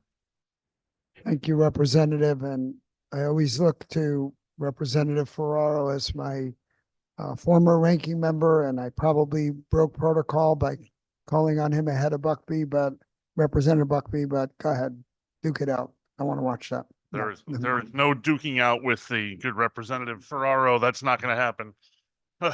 I know my limits, and thank God he's got my back. That's all we can say there. Thank you, Mr. Chair, and all due respect to our fellow ranking House Chair on this. This is a huge lift that he's put forward, and I know how passionate he is about it, and I know that not all of this is going to make it through to the final bill. I understand that. I think as far as your three-legged stool goes, this is a bar full of them right here. This is a lot of stools going on. Some of these don't balance, some of them balance okay. So I'm going to be voting no to flag the bill. I don't think it's a shock for anybody, but I hope we can work on this to make it certainly the balance I've called for in the same regard. The fiscal balance, the fiscal responsibility of this is missing in some of what we're doing here. I want to make sure that stays first and foremost for the ratepayers at this point. Especially when we're talking about the investment that we've put in over the years on solar that we're still waiting for. So I think there's better solutions than solar in the state of Connecticut for us to move forward with. I understand it's a piece of the puzzle. I think this is a giant piece of that puzzle right now. I don't think it needs to be quite so big. So I'll be voting no to flag, with all due respect for my good friend who's not here to say, I get what you're trying to do. I just can't support it like this. So thank you, Mr. Chair. And thank you, Representative Buckby. Representative Mashinsky. Thank you. We know our neighbors in surrounding states are successfully enlarging their solar capabilities. Massachusetts, for example, is considerably ahead of us. So I don't fear this bill at all. I think we can get there. We're actually late to the game compared to some of our other neighbor states. And our House chairman is having a hard time today. He's just lost his wife. I think excuse me, I'm sorry. He just lost his mother. Very stressful for him. He can't be here to fine tune this bill right now. We all understand that. So respect for him. I think we should send this out. He will continue to work on it. I'm not afraid of it as you are. I see other states having success with this. And I think it's gives me enough confidence to send the bill out and keep working. Thank you. Thank you, Representative Mashinsky. Senator Fazio. Thank you, Mr. Chairman. I just want to add to the comments. This will be one of the major projects of the good chairman, Representative Steinberg, in the next several weeks. I know he'll work on it diligently, and I know there'll be many discussions to be had. There was a bill that passed out of the House last year that was his primary product, and I think ultimately if that came to the Senate floor, I would have voted yes. There's a lot of regulatory changes and reforms that can be made to ease the deployment of solar, make it more affordable, create greater certainty. We talk about uniform capacity taxes. We talk about ensuring that it's easier to do interconnection, that there are barriers to deployment that are lifted, that we try to get greater economies of scale from community or grid scale solar in comparison to smaller scale solar, which is much more costly, 2 or 3 times more costly under our state's procurement programs. So like with other products and sources of generation, ensuring that solar is as affordable as possible is vital to ensuring that it can be deployed in at greater scale. So that's the type of parameters that I'll be looking for when we vote on a final product. This is very much a vehicle. There's going to be a lot in here. It's not clear what will be in here, and we'll be negotiating that and working on it with Representative Steinberg at the lead for the coming weeks. Because of the risks involved, because I think we have a duty to vote things on the merit, I do think it's necessary to vote no to flag this bill today, so that it's at the front of our minds over the coming weeks. There are proposals that were heard during the public hearing process that would have substantial impact to consumers, substantially increase electricity bills if they were to be adopted. And so it's very important that we carefully do our jobs. I very much could envision a product being forged here that is positive for the state, that gets a lot of yes votes on both sides of the aisle. But I also could envision something that raises rates and is voted more along party lines. So I'm voting no to flag today, but I very much look forward to our negotiations and conversations with Representative Steinberg in the weeks to come in hopes of forging the best product possible. Thank you, Mr. Chairman. Thank you, Senator. Representative Acker. Thank you, Mr. Chair. And, I do appreciate the laudable goal of this, this legislation. I'm a strong proponent of solar and also workforce development. In another committee I serve on, I look at Section 5 here and the goal of not less than 500 megawatts of capacity from new solar annually, and also 250,000 residents by 2035. In another committee, we're actually looking to remove the ability for some to do the installations by requiring a licensure. And in the same sense, we're not allowing more people into the workforce with those licensures. So until those areas, which those licensures include licensed electricians, are the key to this, we put something like this legislation, a very aggressive goal, and then we suppress the jobs for people to do them in the same building. So when we can get around that and work together to resolve that, I'd be happy to support legislation like this. Until we do that, though, I will be voting no on this. Thank you, Mr. Chair. Thank you, Representative Piscopo. Thank you, Mr. Chairman. There's some things in this bill I really like. It would clean up the Clean Energy Fund. It requires DEP to use LEED standards in contracting. The repeal of some of the energy financing account. It's there's a lot of good in this bill, but there's some stuff in it's a problem with these aircraft carrier type bills, or maybe a battleship type bill. But there's stuff in there that's just very hard to swallow. Mandates on our municipalities and requirements of so many megawatts of solar by a certain date, and the committee would kill. I take Mary Mashinsky's Representative Mashinsky's words to heart. That the proponent isn't here to defend himself, and I feel bad about that. And the committee would probably want to kill me for making the suggestion. But if you want him here to defend the bill, we could always come back to this, and we still have Tuesday to meet. We could spend Tuesday on this bill, and but I can't support a bill like this, and it has nothing. With all sincere respect to the proponent and what he's going through,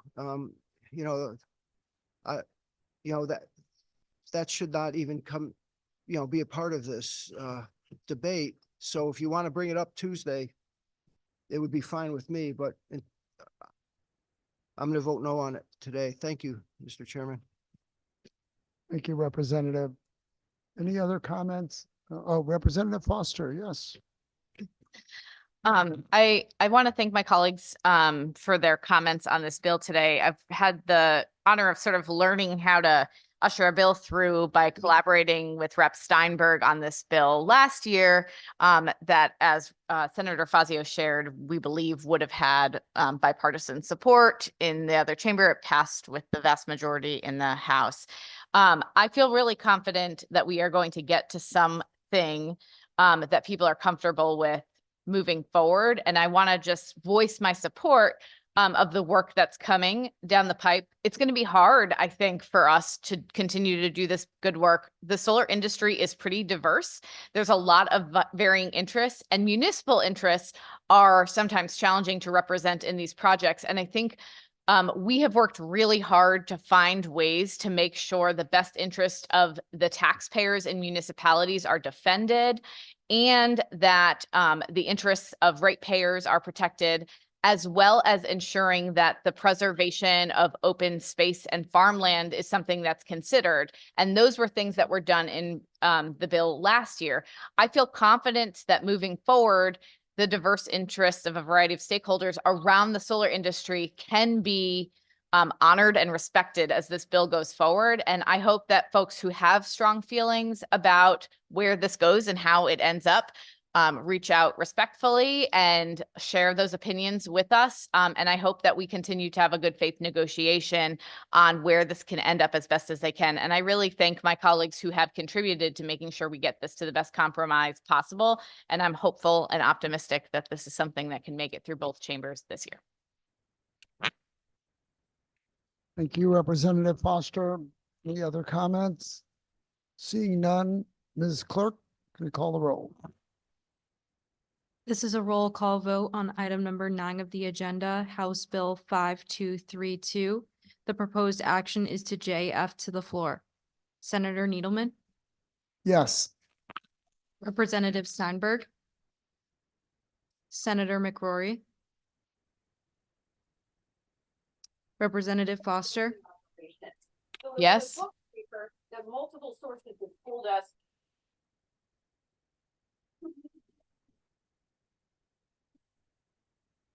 Senator Fazio, No. Representative Buckby, No. Representative Ackert, No. Representative Ali Brennan, Ali Brennan votes yes. Senator Cabrera, Representative Cheeseman, Representative D'Amico, D'Amico votes yes. Representative Ferraro, Representative Gresco, Rep. Gresco votes yes. Representative Horn, Senator Marr, Senator Marr votes yes. Senator Maroney, Representative Meskers, Representative Meskers votes yes. Representative Mushinski, Mushinski votes yes. Representative Piscopo, Piscopo, no. and Representative Tersiak. Representative Tersiak votes yes. Senator McCory is a yes. Thank you.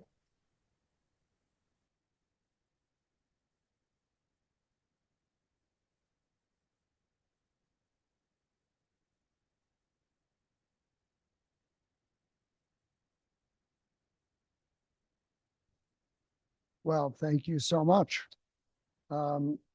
Next item on the agenda is item 5356. Several of the upcoming bills, not all of them. We're going to hope we can get to the consent calendar. 5356, an act concerning modifications to the RPS LCO 3342. Proposed action JFS to the floor. Can I get a motion? Can I get a second? Like to move this to the consent calendar, not seeing any objections. So be it. Item 11, item HB 5358. An act, an act concerning a study of geothermal energy. JF to the floor. like to see if we can move this. Oh, motion, second. Like to see if we can move this to the consent calendar. Thank you. So to the consent calendar. To the consent calendar. To the consent calendar. Excuse me. House Bill 5361, an act concerning the siting of renewable energy sources in the state, LCO 3379, proposed action, JFS to the floor. Thank you. Motion and second. Anybody want to talk on this? Yeah, yeah. Come. Like to move this eventually to the consent calendar if we can, but I know people have concerns. HB 5360. I'd like to thank my colleagues for sitting through the public hearing on this bill. As many folks know, my community has begrudgingly been named the solar capital of the world, I guess. We're not super thrilled about the panel to person ratio these days. And so my district is feeling like there has to be a certain point in time when people can say no. When people can say this is a negative impact on our tax base, it's a negative impact on the availability of farmland within proximity of farms that need to feed the cows. It's a negative impact in their minimal contribution to the tax base, as I mentioned, that there's reasons why people are complaining about noise complaints and they are getting no recourse and no support and no help through the siting council as more projects continue to be cited.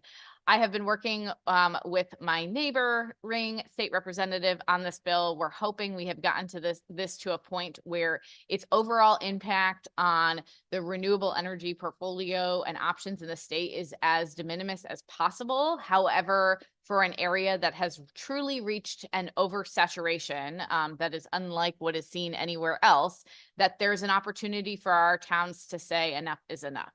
And that is what this bill aims to do. And I hope that a lot of my colleagues will not just support it getting out of committee, but help me work to make sure this has its opportunity to get heard and voted favorably out of both chambers and to the governor's desk for a signature this year. It is something that my community feels very, very strongly about, and it's really important to my district.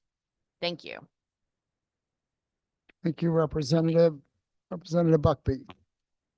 Thank you, Mr. Chair. And quite frankly, I would have been more than happy to have this on consent. I think it's great to be working together across the aisle. We have two representatives on both sides of the aisle in the same community who are fighting for their community. And I always respect that, even though it's not New Milford, I respect that. I think it might need a little tweak, but as everything else we're working on also needs a little tweak, I will most certainly support this to get through for both of my colleagues who are working so strong on this and trying to work on theirs. And I think there's ways to strengthen this for more communities around the state as well. So I think it's a smart move for us to address this. I am all for helping in any way I can to strengthen this a little bit more to make more parties happy with it. But I would have been more than happy with this on consent, Mr. Chair. I think this is a bill we need to move forward. Thank you. That ship has not sailed yet, but are there any other comments? Representative Mashinsky. Thanks, Mr. Chairman. I understand and sympathize with my colleagues' situation where the solar folks are all coming to your district. And I sympathize with the noise issues in particular. However, I would prefer that the bill specifically say what categories of impact the first selectman or the mayor would have a veto power on, rather than leaving it open-ended. This is lines 87 to 97. It's basically a veto power for the CEO of that town on energy technology. And that is in my mind, that's a very dangerous bill because the towns are all separate individuals and and energy has to be moved around from state to state, from Canada to the US, from one end of Connecticut to the other end of Connecticut. Otherwise, every town has to produce its own energy, which is not really realistic. So that language really bothers me. And I'd like to get our chairman's, I'd like to get a commitment from our chairman if that language can be tightened up so it just refers to certain issues such as noise that are being dealt with by the public rather than being a completely open-ended language, which it says now. So I'd like the commitment from the chair that we're going to fix this. Thank you, Representative. And obviously, I've been a first selectman for a long time, and I know the limits of my authority. I share both of my colleagues' concerns here about disproportionately placing energy or telecommunications assets in different towns and overburdening them. And I also live in the world of NIMBYism, where towns want to keep out what they want to keep out. So I am hopeful that we will get to a point where we can satisfy both concerns and move this bill forward. And share both of your concerns, but I don't want the municipalities to have exclusive overriding authority to say no to anything they don't like, because that's the basis of housing and energy and telecom and a whole bunch of other things that get to be problematic. So yes, you have my word that we will continue to work on this and get the language right and consult with both of you to get to the point where there's a compromise. I don't think I'm the only one in here that recognize that energy has to cross borders. I mean, you know, if you say my district, I had a transmission line issue and my constituents weren't happy with the transmission line. If I were to just block the transmission line because they wanted me to, the towns around us would not have power, or we might not have power from a source far away. So we can't let this happen. Otherwise, we have no electricity. No, I can absolutely appreciate that.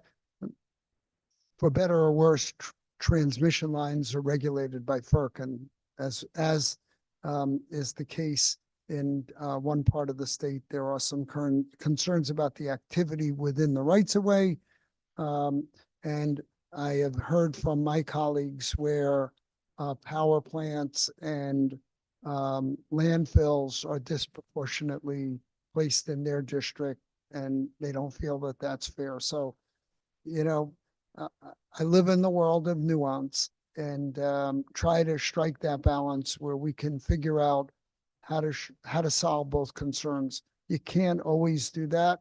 And I think that at some point for certain things, the greater good rules, but we also live in a state where local rules and home rules do apply in a very broad way. So we're fighting that battle on a lot of fronts. This one is certainly part of that. And I give you my word that we will work on this to try to find the right balance. Thank you. Representative D'Amico. Thank you, Mr. Chair. So, Mr. Chair, along with several colleagues, I share the frustration of the good vice chair. I can sympathize with her and with her neighbors, her constituents. I understand that they are dissatisfied with some of the things that are happening in their town vis-a-vis the siting council. And certainly this is a big issue. There are other bills in other committees this year having to do with the siting council. There were bills last year in other committees having to do with the siting council. Clearly, it is a problem. However, I don't think that the solution to the problem, just to follow up on Representative Mashinsky, I don't think the solution to the problem is contained in lines 87 through 97. And I'll just read just a couple of lines, 92 through to 95. And I realize this applies only to certain specific situations, understood, but it says lines 92 through 95, the siting council shall be bound by the approval, disapproval, or conditions concerning such facility that the chief executive officer of any municipality submits to the council. Any such municipality, excuse me, submits to the council. This makes the chief executive officer the king. I don't think anybody should be a king. I really think that there is a better way to solve this problem other than this language. I will point my committee members to the previous section of the bill, lines 77 through 86, that read in part, the testimony of the chief elected official of any municipality in which the facility or any part thereof is to be located, that the chief elected official gives at any hearing or any other witness testimony or written testimony of the chief elected official that is filed or presented by the municipality to the council. So in short, it says that the siting council has to consider the testimony of the chief elected official and others. I think that's a better way to go, and I hope that they already are in the habit of considering the testimony, but this would force them to consider the testimony. I think that that's better language than making the chief elected official the person whose approval or disapproval must be obeyed. I just think that's going a little bit too far. My understanding, and I'm happy to be corrected, my understanding is that the siting council was established several years ago in order to set up an impartial body with regards to siting projects throughout the state of Connecticut, and it was supposed to do away with parochialism. And I feel that this specific language is anything but this specific language is parochial in my view. There has to be a better way to solve this problem, but I don't believe that this is it. I believe the chair when he says that we're going to work on the language, but I'm being asked to vote today, not on next week's language or next month's language. I'm being asked to vote on today's language. And so I am very tempted to vote no on today's language just to flag it for my leadership. But anyhow, that's my take on this. Thank you. Thank you, Representative Foster. I'd like to just reply as succinctly as possible. What we're talking about here, whether you have the concern about how the power that's then reacted, I want to be clear that there is virtually any metric of a narrow trigger you can select that would still encompass addressing an oversaturation in my community. So if you chose a different trigger right now it's written as 100 megawatts in a single project is the trigger for this single instance of local input, not being the final choice, but being offered for the opportunity for the municipal CEO to make a decision. So they get offered the opportunity. They certainly might miss that or choose not to take that. They might still allow a project to continue, but the threshold that triggers it is such a minutely achievable threshold that what we are arguing about is the exact opposite of what the siting council's original goals were. So the siting council was designed to make sure that certain communities, EJ communities primarily, didn't hold a disproportionate burden compared to their colleagues. Well, now my community is holding a disproportionate burden compared to the rest of the state. And they are being told by the siting council and perhaps by some of my colleagues that it doesn't matter because they're different for whatever reason than the communities that the siting council was originally meant to protect. And so they're holding a disproportionate burden. This trigger is challenging to achieve, but even if you made it a single community needs to host within a 5-mile radius greater than 150 megawatts, my community still meets that in a cumulative total because they have so many more solar arrays than any other area in all of the Northeast. And so if you're not going to respect that consideration here, I would urge my colleagues who consider voting no to think about what the original goal of the siting council is, to consider why those rules might apply to protecting one community but not another, and what way we can serve to achieve protecting communities who are citing a disproportionate burden. And I'd like to sort of point out for colleagues who are concerned about the environmental impact, starving the cows on the largest dairy farm in my district because there is no access to farmland to feed them within a reasonable amount of space, certainly should be something that we're concerned about. And I think that we need to think about ways that we can achieve goals like this. And if there's counter language that people would like considered that gets us to this, then I'm happy to entertain and have conversations about it. But this is something that certainly is just to be considered. Thank you. Thank you, representatives. I'm not sure if it's a moot point at this point, but with your indulgence, I'd ask that this be moved to the consent calendar, calling for a roll call vote.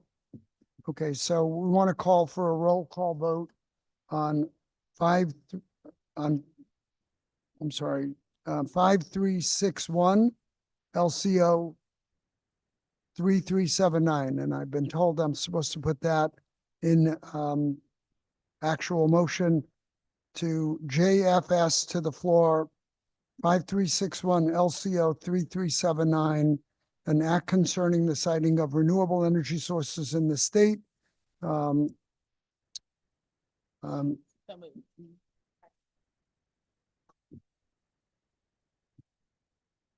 Seeing no other comments, Ms. Clerk, can we call a roll call?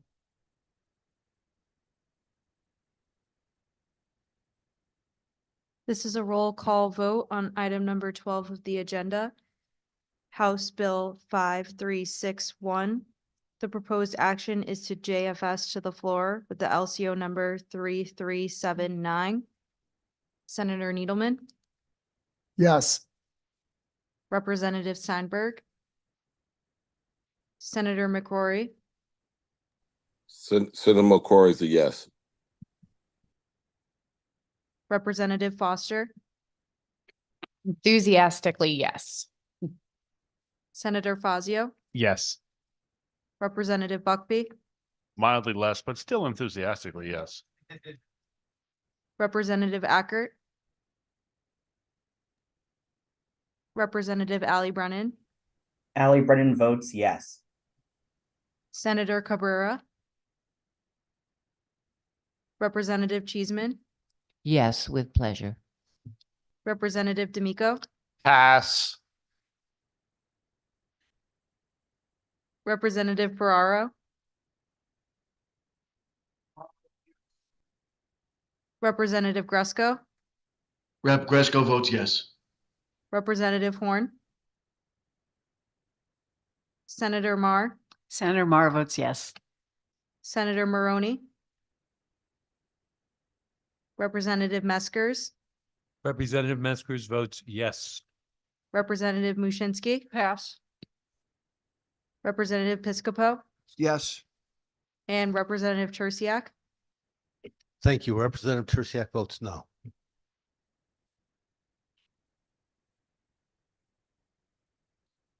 Thank you all. HB 5406, an act establishing a task force to study transmission and grid enhancing technologies. Proposed action is JF to the floor. Can I get a motion? Any discussion? Not seeing any opposition. Can we move this to the consent calendar? This is 5441. 5406. Sure, consent. Thank you. Banished to the consent calendar. That's what I meant to say last time.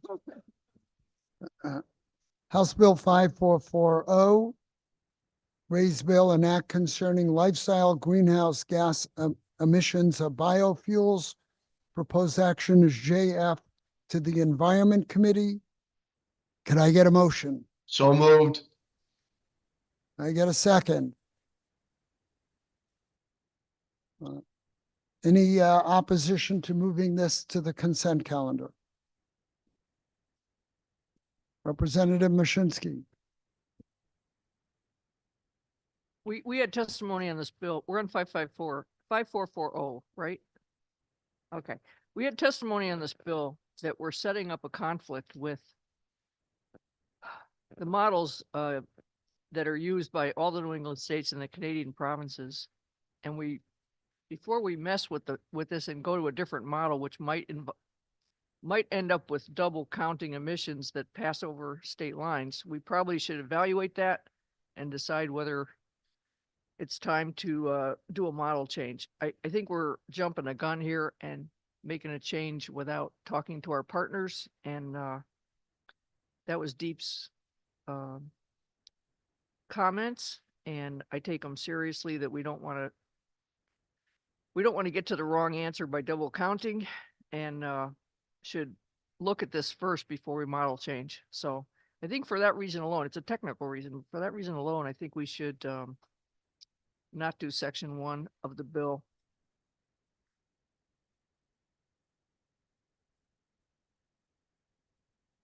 Thank you, Representative Mushinski. I guess we have the good chair of environment on via Zoom. I think that JFing this bill to the Environment Committee would be the place that they could take care of that. But I'm not sure if Representative Gresco is still on the line. Yes, we'll be handling this bill Monday morning at 11, right before our session day. Thank you, Representative Gresco. Any other comments? I guess we're going to call a roll call vote on that. Okay, so your plan is to fix this later if we're going to fix it? I think it's going to be fixed. We're JFing it to the Environment Committee Okay, so that understood. any opposition to putting this on the Yeah, consent I'm calendar. voting no for today Okay. until it's been hopefully it can be fixed in environment. But since I don't know that, I'm going to vote no today. Fine, thank you. Ms. Clerk, can you call the roll?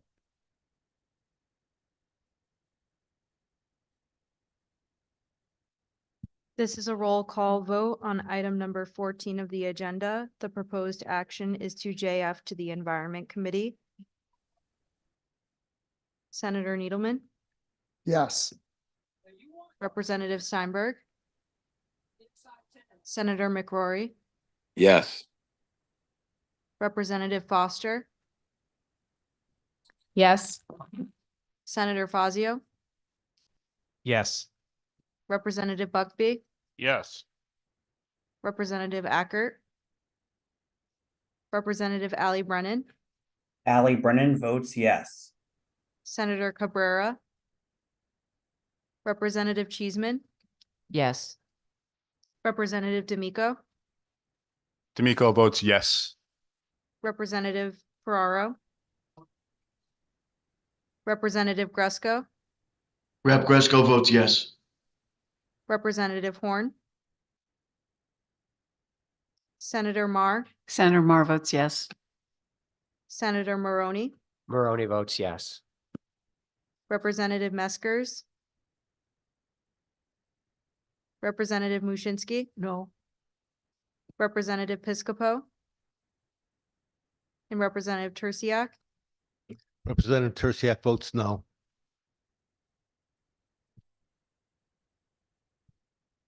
Thank you. Next item on the agenda is House Bill 5441, raise bill and act concerning utility shutoffs for certain customers. Proposed action is JF to the floor. This bill is about medical hardship customers having some kind of a means test to make sure that developing a process by which we can review that that the people who are receiving the medical shut-off exemption definitely need it. I support the idea of getting this out of committee and working on seeing how practical it is to develop that mean test. So I strongly recommend that we approve this bill. Representative Buckby. I need a motion on that. I apologize. Can I get a motion on 5441? Second. Second, that is House Bill 5441, an act concerning utility shutoffs for certain customers. JF to the floor. Motion and second made. Now, any discussion? Thank you, Mr. Chair. I think that's where we're going. Okay. I know it's getting late on this. We only have a couple left, but I like this bill. I know this is the speaker's bill, if I'm not mistaken. I think it needs to be a little stronger. I think we've had that discussion, needs to be a little bit stronger to what it is.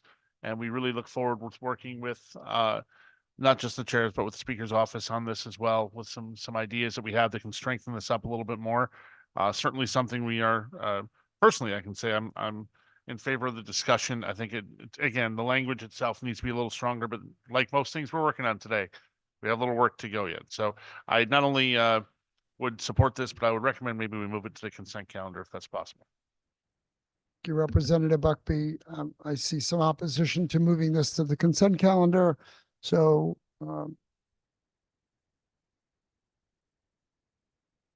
okay, yeah, I got that. You have any comments or Representative D'Amico? I do have some comments, Mr. Chair. So I do not want to put this on consent.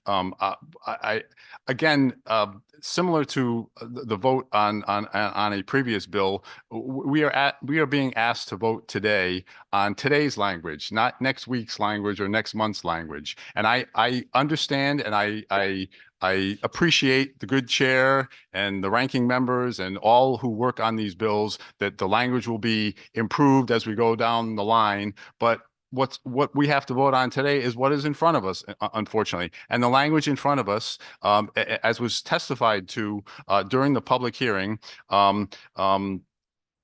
it does not allow necessarily people who are true hardship cases to be identified as truly a hardship case.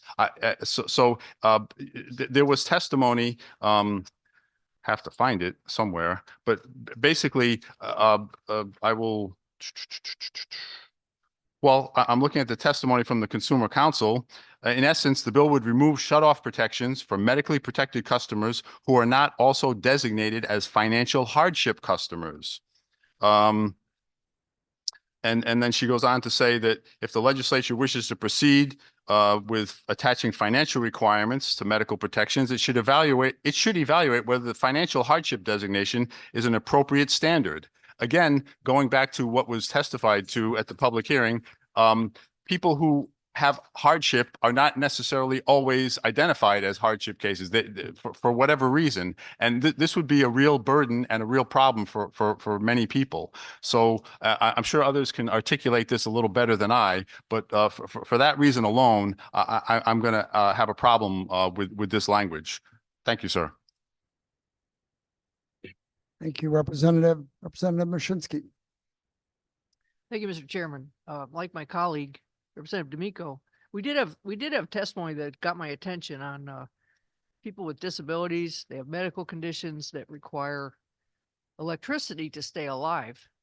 And, you know, if we make a mistake here and cut these people off because of a past due bill, they're going to die. So, I mean, it happens. It happens when you have a big storm or something and people in nursing homes on assisted breathing equipment actually die during the event because they cannot breathe. And so I'm being very, very careful with this bill to make sure there's protections in here for people. I don't think the protections are here. And for now, I'm going to be a no. Thank you, Representative Farrell.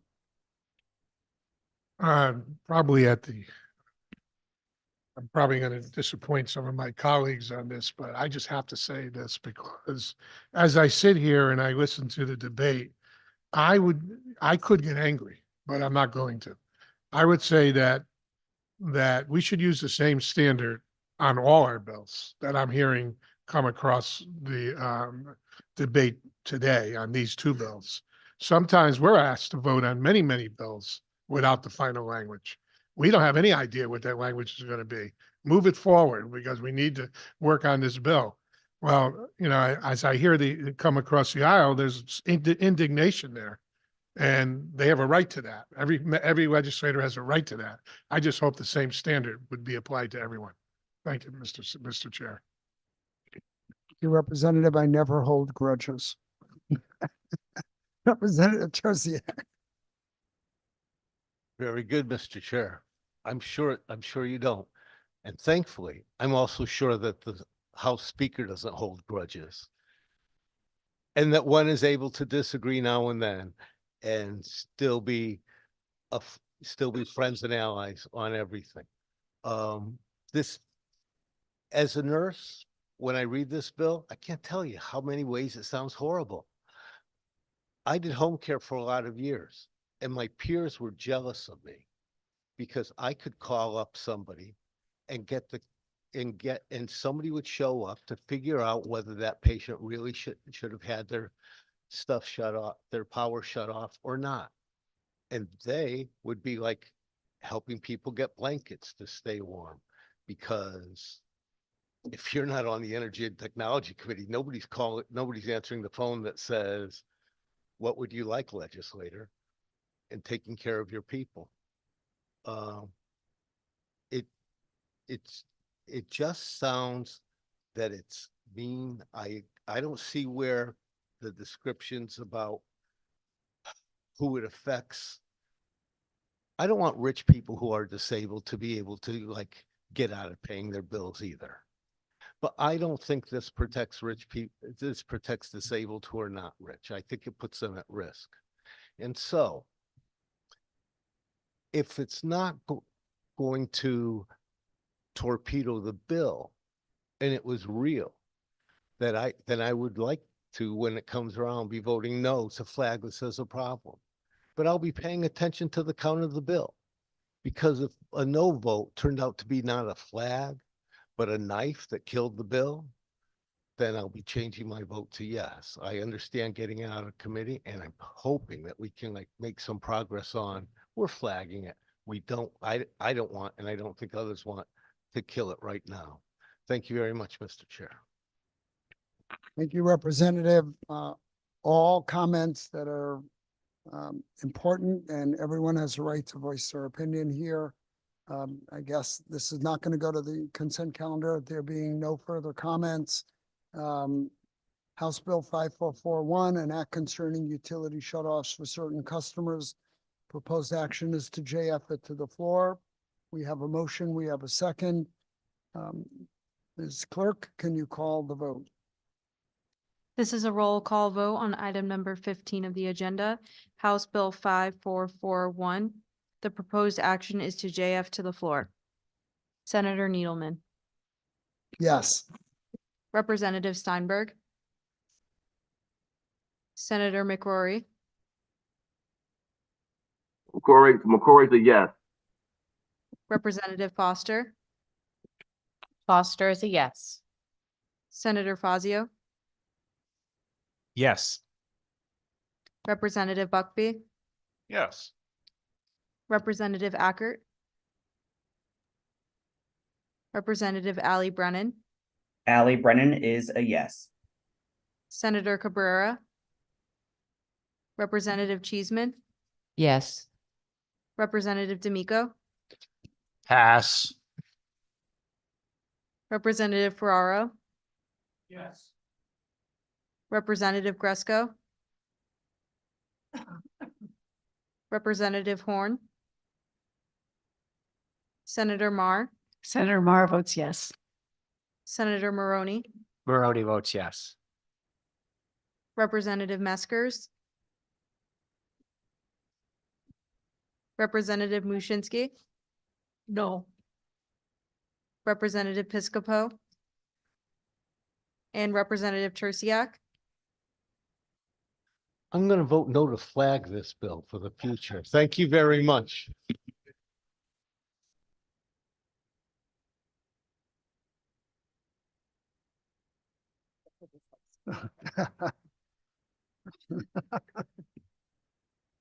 Hey, if nothing else, we have fun. We try. House Bill 5444, raise bill and act establishing a test bed technologies program. Proposed action is JF to the floor. Can I get a motion? Can I get a second? Second. Thank you. Any opposition to moving this to the consent calendar? There you go. Representative, I suspect you might have some comments on this.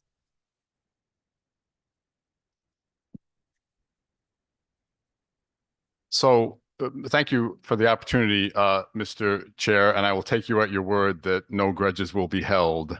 So here we go.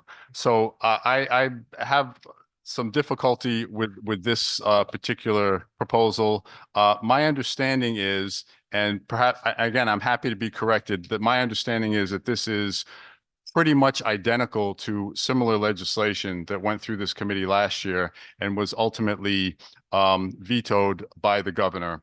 So I guess my initial question would be, why are we doing this again a year later? So thank you, Representative. All I could say is this is my co-chair's, one of his 2 or 3 priority bills.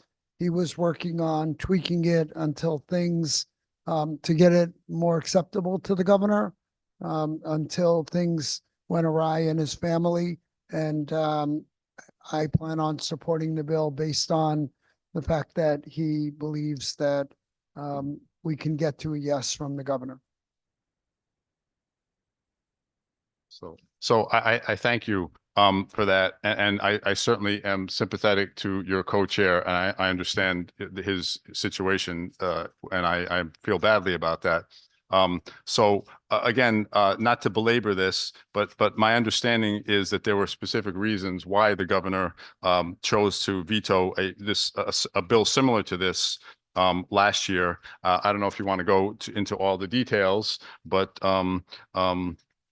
the concern that was expressed in testimony this year by the Office of Policy and Management is that the proposed bill would undermine and erode our competitive procurement processes, as it would allow a pilot to be conducted for a product already existing in the marketplace from any vendor, regardless of novelty or origin.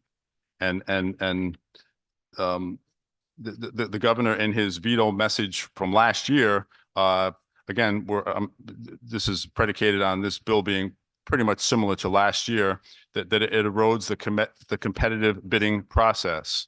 So I think that it's a problematic bill. I understand. I fully appreciate that your co-chair is working on it to make it acceptable to the governor. But again, I'll say it, and maybe I shouldn't.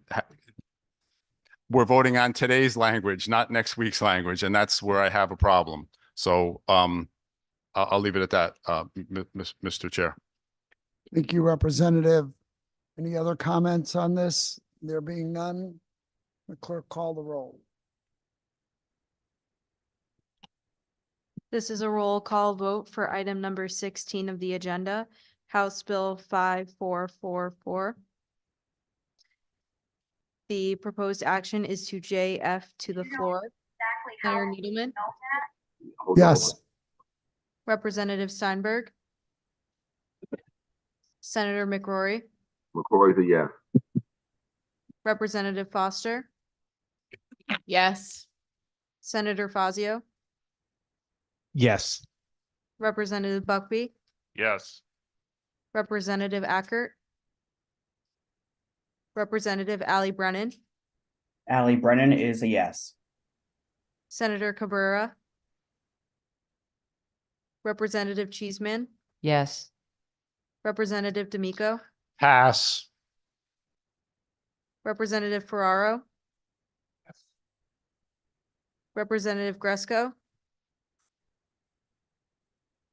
Representative Horn, Senator Marr, Senator Marr votes yes. Senator Maroney, Barone votes yes. Representative Meskers,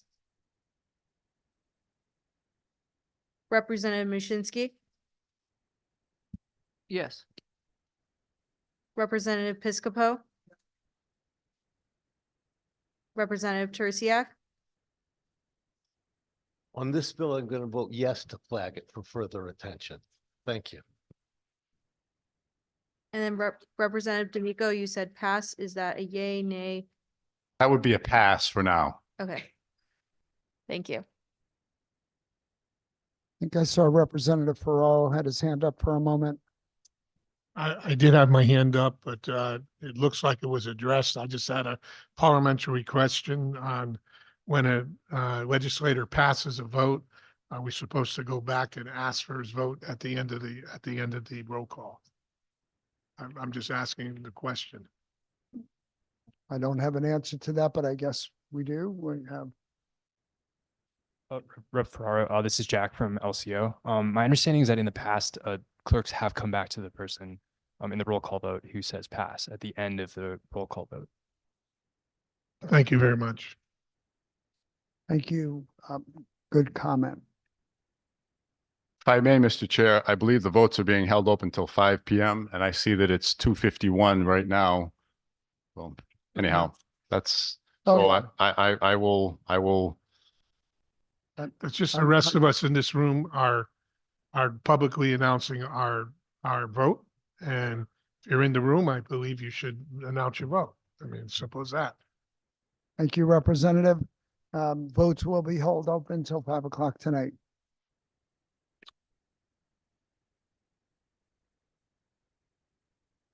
Next item on the agenda is House Bill 5446, raise bill and act concerning funding for community access television, Connecticut Television Network, and low-income internet access.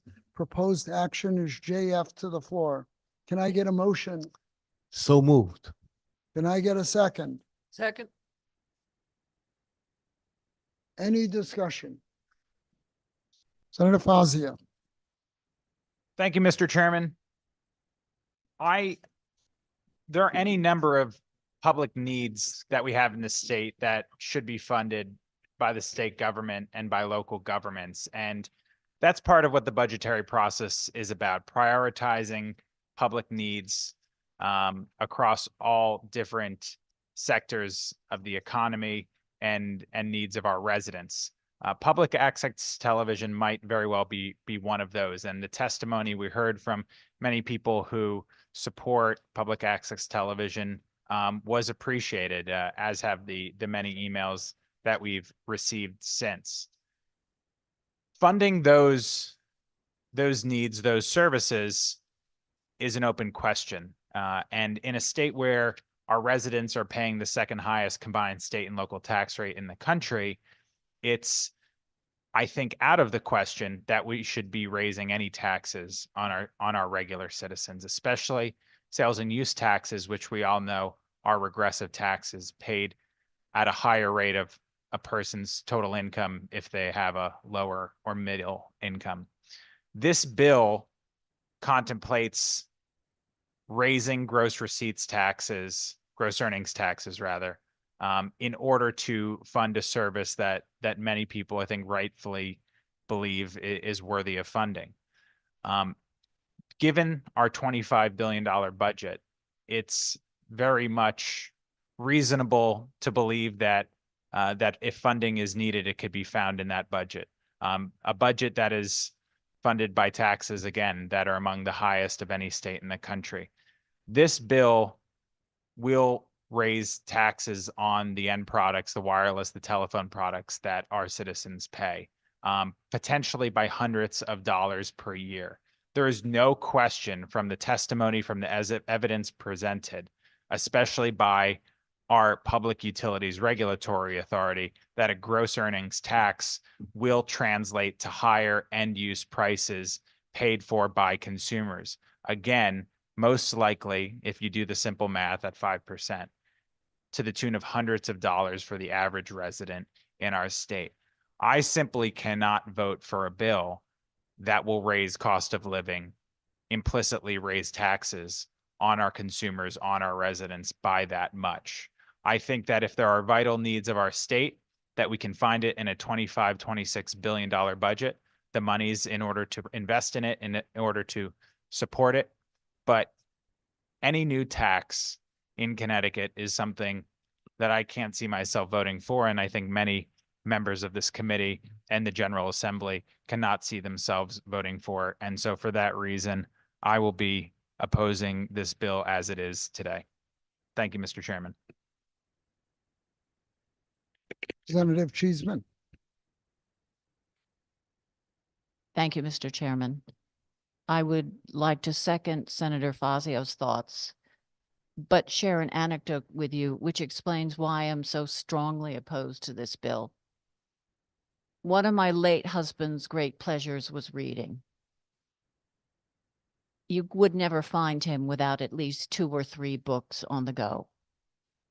As a result of his type 1 diabetes, he became virtually blind. One of the things that gave him greatest joy was the discovery of audiobooks. Anywhere where you might take a book to read, and I leave that to your imagination, he would instead take his iPod and listen to that book.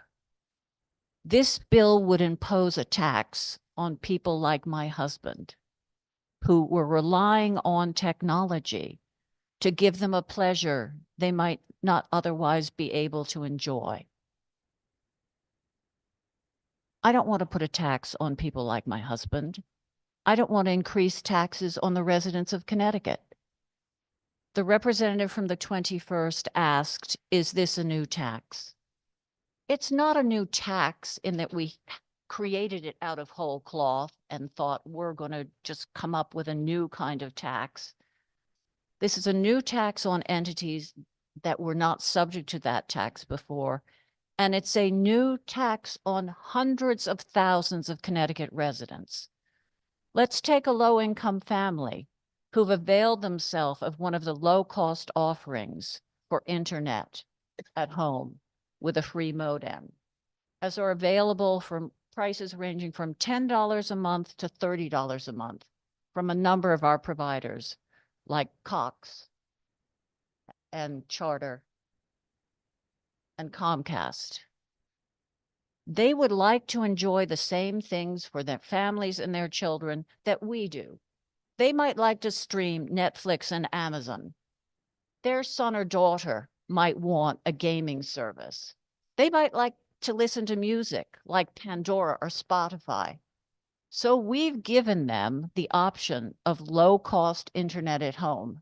And now we are adding tax upon tax upon tax to their bill. The Office of Consumer Counsel cited in her testimony a report on wireless taxes. As I mentioned on that day and questioned, that very report goes on to outline the regressive nature of wireless taxes. Economists use the term regressive to describe tax systems that impose higher tax incomes on low-income residents. Because low-income households pay a greater percentage of their budgets on wireless service taxes than high-income households, wireless service taxes are regressive.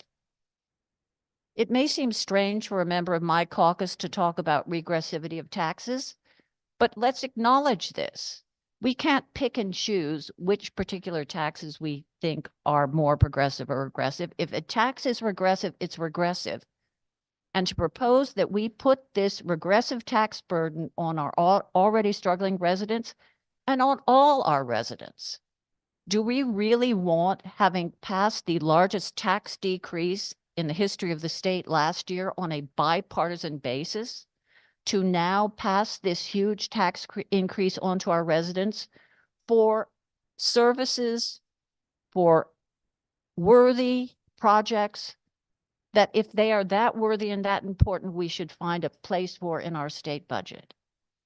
So I appreciate the intent. I heard the fervent pleas from the community access providers. But if it is worth doing, it is worth finding the money in the state budget to pay for and not by inflicting yet more taxes on our residents in a manner that's going to have the biggest effect on the lowest income. And at the end of the day, doesn't make our state a better one in which to live. So for that reason, you may have guessed, I may firm no today. Thank you, Chairman. Thank you, Representative. I think online, Rahib Ali Brennan, Representative Ali Brennan is online. Thank you, Mr. Chair.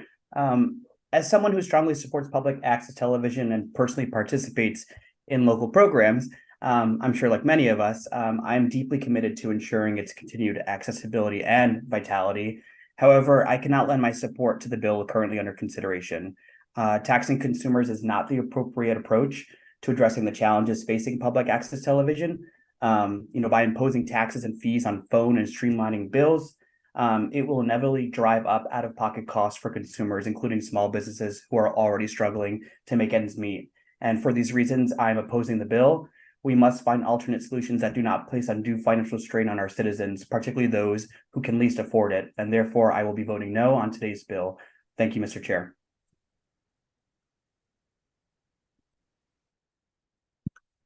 Thank you, Representative. Representative Mashinsky. Thanks, Mr. Chairman.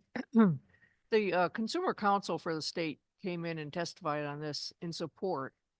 And one reason was to have a sustainable source of funding for the CTN, the Connecticut Network, which covers the legislature plus other government functions, and community access programming, like my local WPAA in Wallingford.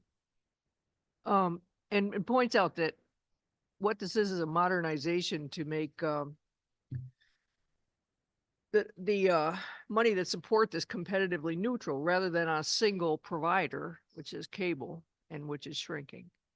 So for her, it was an equitable way of funding these things. And then the other part of this bill is to come up with a way for low-income internet access, because if low-income families fall off the federal Affordable Connectivity Program, which they will, because it has a fixed date of expiration, then they're cut off from what the rest of us enjoy, which is computer access to do our daily business, to educate ourselves, and so on. And they're about to lose it.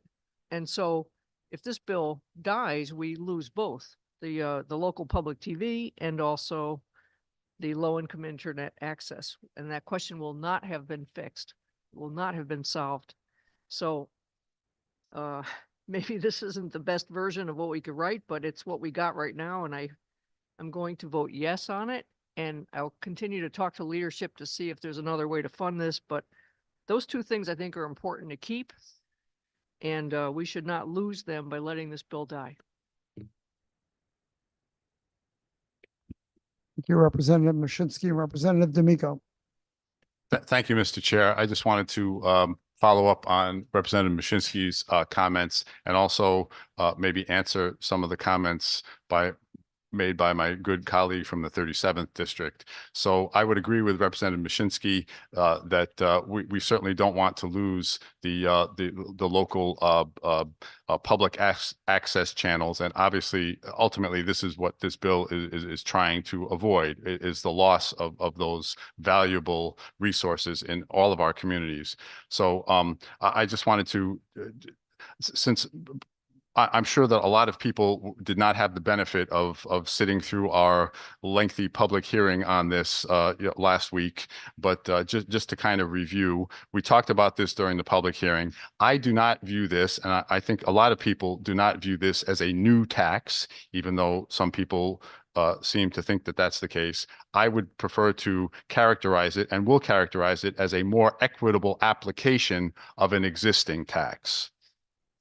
And the Consumer Counsel, who was already referenced a minute ago, the Consumer Counsel in her testimony on this bill noted that the bill does not impose any direct tax on consumers. It is a tax on the gross earnings of all communications providers that provide services to Connecticut consumers and businesses. So it is not a direct tax on consumers. It's a tax on the gross earnings of the communications providers. And I believe it's fair to say, I think we had testimony that pointing out that many of the communication providers are doing quite well with regards to their gross earnings, and perhaps could afford to, rather than pass on this more equitable application of the existing tax, consider it a cost of doing business, as opposed to passing it directly onto the consumers. They're not required to pass it on to the consumers directly if they so choose. I would just further note that the Consumer Counsel told us that it's she considered this to be a tax equity bill that endeavors to tax communications providers equitably and without favor. And just one final thing, Mr. Chair, and this was talked about during the public hearing. This bill attempts to level the playing field and create a competitively neutral environment where everyone pays their fair share. And there was some question, serious question during the public hearing about whether everyone was indeed paying their fair share. And this bill would attempt to rectify that. So I thank you for the opportunity to speak, Mr. Chair. Thank you, Representative. I'm sorry. Representative Buckby was up first and followed by Senator Moran. Thank you, Mr. Chair. We're also cordial. It's, you can pass the torch to whomever it may be. And this was a late public hearing that we had. And I would go so far as to say, the no hard feelings comment comes through and we say we completely disagree on this. As far as, first off, for someone who runs a nonprofit of my own, I don't get state, federal, municipal funding. We go out and we find it. And that's why I asked during that testimony if someone from a local affiliate, how were they getting through it? Well, they were going out and finding more funding. They were doing a better job at their marketing, advertising, whatever it is, to get their funding. So maybe that's a way to keep it open. My community, we have our own, right? If there's a town meeting, it's on YouTube. It's the town takes it upon themselves to do this.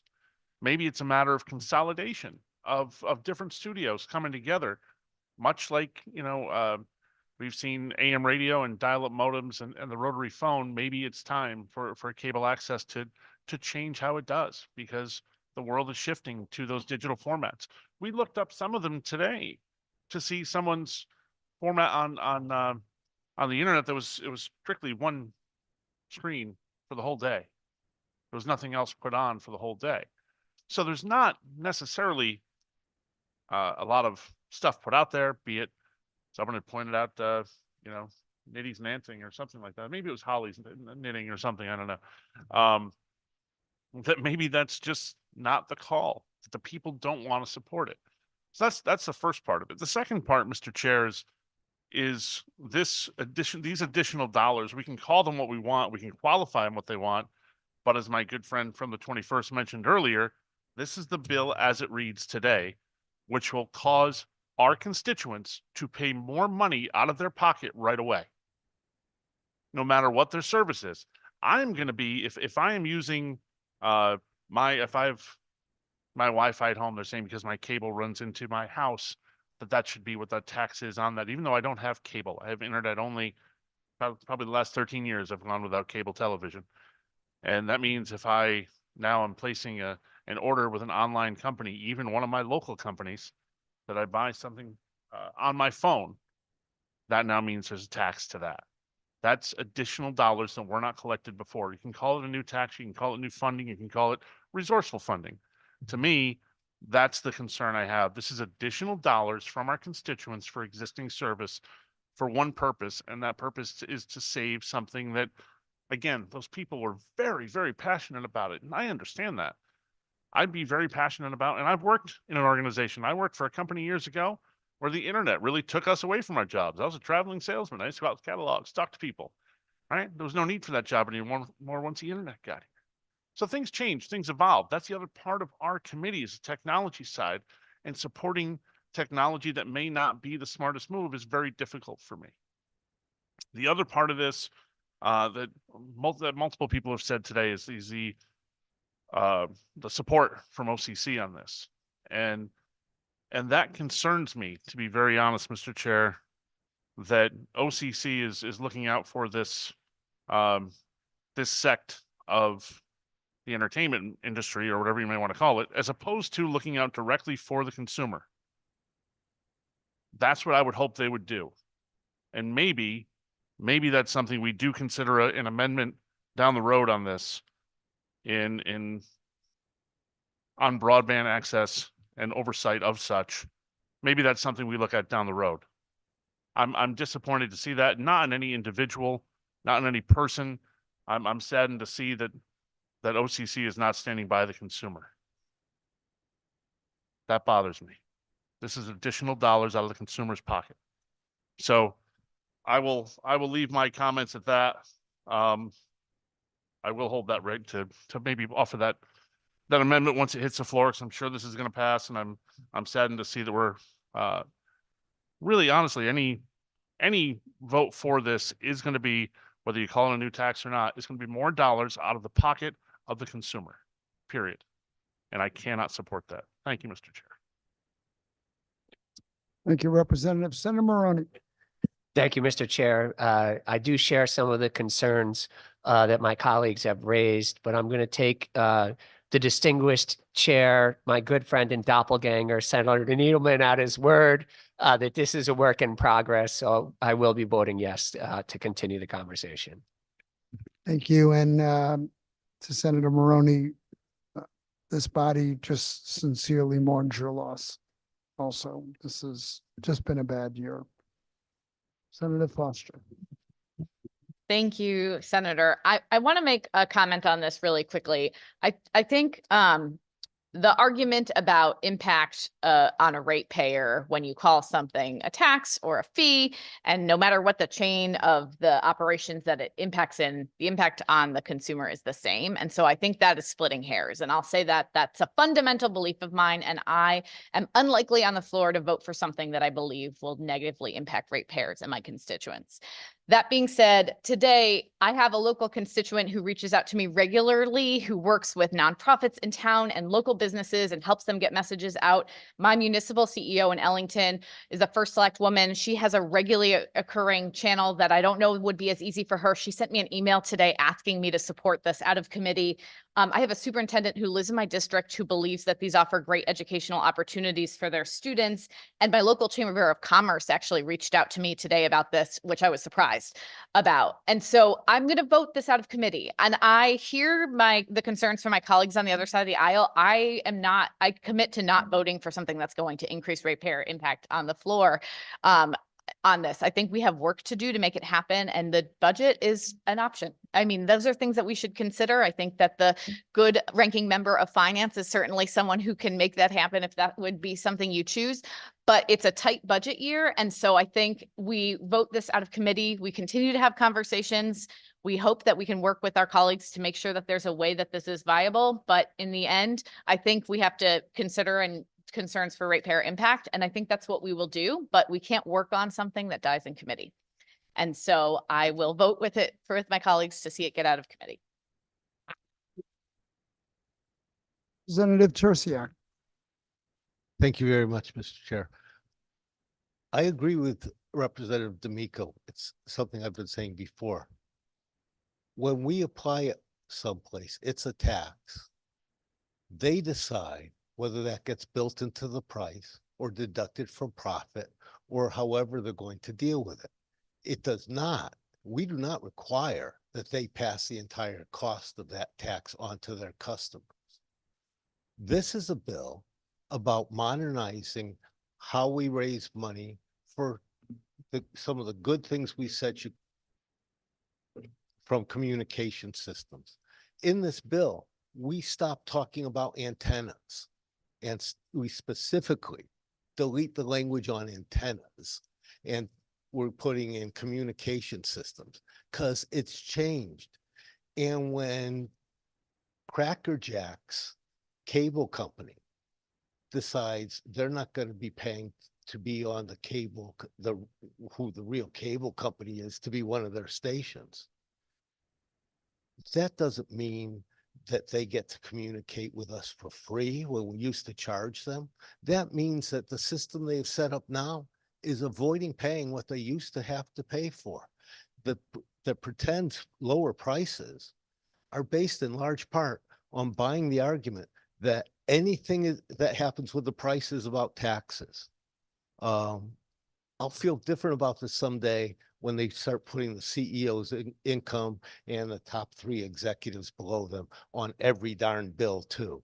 But in the meantime, I want to see these institutions continue. It was something that has been decided, and I agree with that it's important and we should help support it. And just because we don't get them by antenna anymore doesn't mean that the greater picture of what's going on isn't exactly the same. Thank you very much, Mr. Chair.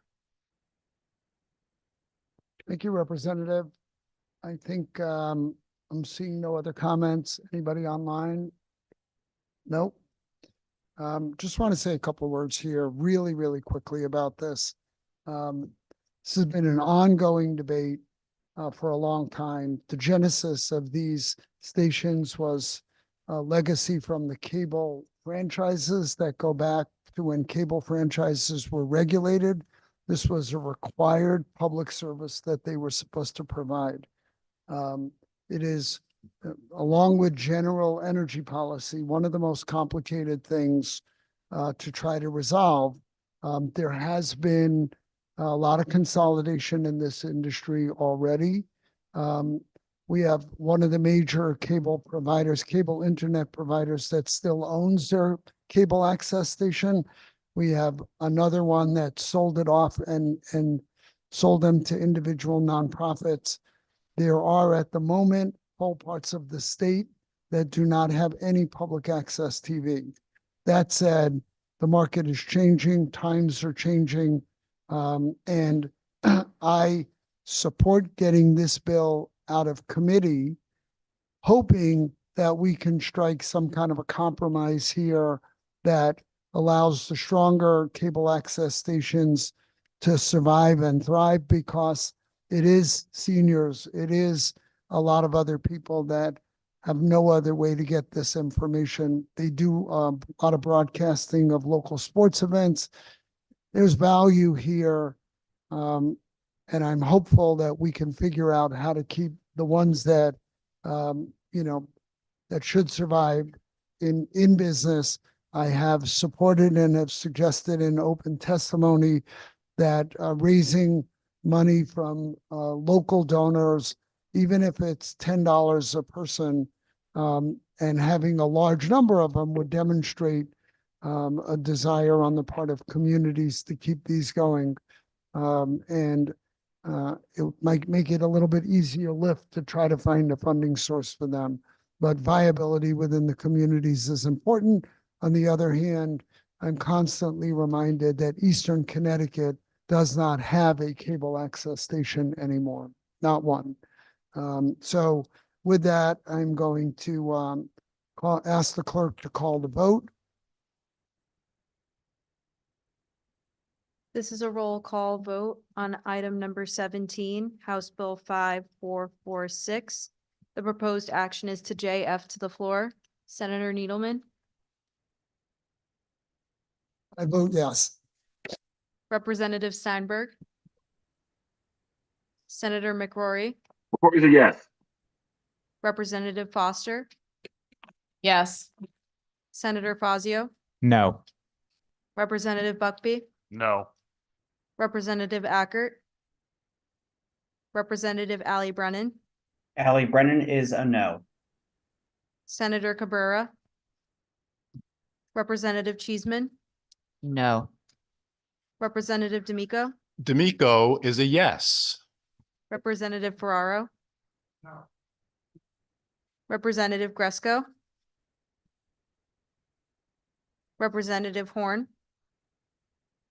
Senator Mar, Senator Mar votes yes. Senator Maroney, Senator Maroney votes yes. Representative Meskers. Representative Mushinski, Mushinski, yes. Representative Piscopo. Representative Tersiak, Tersiak, yes, thank you. So I want to thank everybody. Next up on the agenda is the consent calendar. Can the clerk call the consent calendar? This is a roll call vote on the consent calendar, which includes item number 5 of the agenda, Senate Bill 382, with the proposed action to JF. Item number 6, Senate Bill 383, with the proposed action to JF. Item number 7, Senate Bill 384, with the proposed action to JFS with LCO number 3348. Item 10, House Bill 5356, with the proposed action to JFS with the LCO number of 3342. Item number 11, House Bill 5358, with the proposed action to JF And item 13, House Bill 5406, with the proposed action to JF. Senator Needleman, Yes. Representative Steinberg, Senator McCrory, McCory's a yes. Representative Foster, McCory's a yes. Yes. Senator Fazio, Yes. Representative Buckby, Yes. Representative Ackert, Representative Ali Brennan, Ali Brennan is a yes. Senator Cabrera, Representative Cheeseman, Yes. Representative D'Amico, D'Amico votes yes. Representative Ferraro, Yes. Representative Gresco, Representative Horn, Senator Mar, Senator Mar votes yes. Senator Maroney, Senator Maroney votes yes. Representative Meskers, Representative Mushinski, Mushinski, yes. Representative Piscopo, and Representative Tursiak. Tursiak votes yes.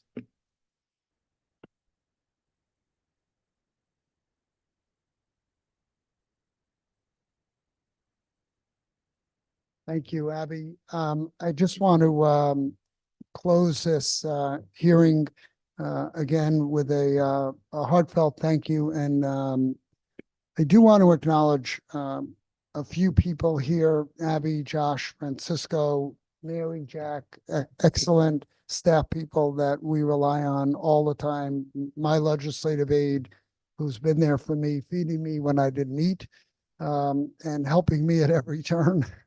I also want to thank the entire committee for their cooperative spirit and acknowledge what, because it's important what Representative Ferraro said, that we do frequently ask that you trust us.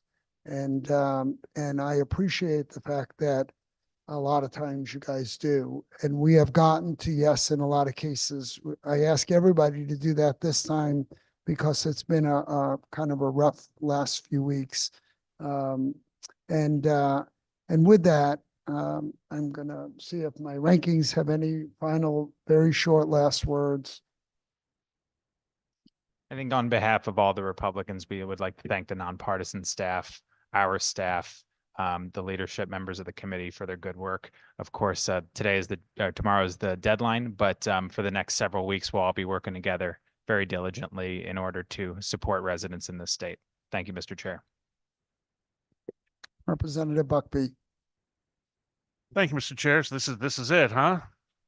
This is it. I mean, we got till Tuesday. We could throw a couple more in there if you really wanted to. I got a couple ideas I could throw at you. We have plenty also. We do, and I thank you for the work. I'd like to thank the staff. One of the things that's different for me having an office next to you is most of my staff is on a different floor. So the staff around energy really becomes kind of family for me settling in. So I thank you for your hospitality down there. Really all the staff across the board has been a huge help for us this year. I'd like to thank both Chair Steinberg and yourself for working so diligently to keep us in the loop. I think that's one of the harder things that you struggle with and you get to is finding chairs that want to keep the rankings in the loop and include you in the entire process. It's a special thing about this committee. I appreciate it. I enjoy working with it, and I thank you for your efforts with that. Thank you, Mr. Chair. Sorry, and thank you. And with that, we're going to be recessed till 5 o'clock, holding votes open. We had a minor technical glitch with regard to passing, not really supposed to be done at the table. I think we're going to probably let that go for the moment. And thank you all.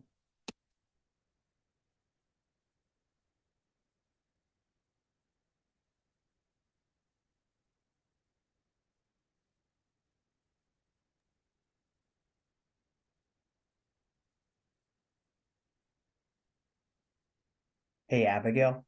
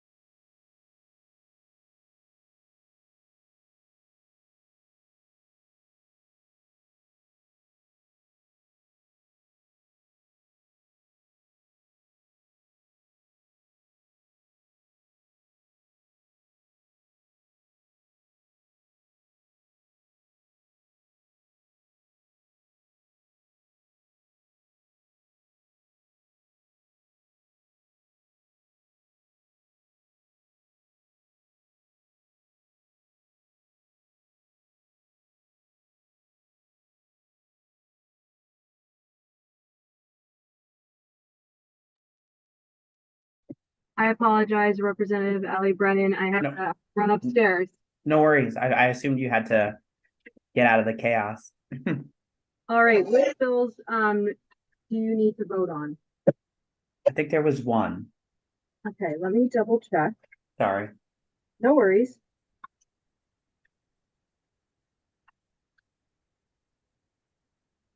I think it was amended. I voted no, but then I think I missed the bill. Oh, yeah, item number 5, bill number 385. I'm a All right. yes. You're a yes? Yes. All right, and then you believe you voted on everything else? I think so. Yep. All right, I can. You'll let me know, but I think so. I think so. Yes, you are all set. All right. Thank you so much. Thank you. All right. Bye. Next, All right, Representative Plasko. Which bill do you need to vote on? I think if you worked backwards from the consent calendar, I missed maybe 2 or 3. All right, great. Let me just organize here. All right, so, you want me to just start with the consent calendar and then go backwards? Yes, please. Okay, so starting with the consent calendar, how would you like to vote? On the consent calendar, I would like to vote yes. All right. And then item number 17, bill number 5446, how would you like to vote? Yes. All right. And let me double check. Item number 16, bill number 5444, how would you like to vote? Yes. All right, and then we have bill 5441. How would you like to vote? Yes. Okay. And I think that's where I had to run to a meeting. Yes, so you are all set. Thank you. Beautiful. Thanks for your help. Of course. Have a great day. You too.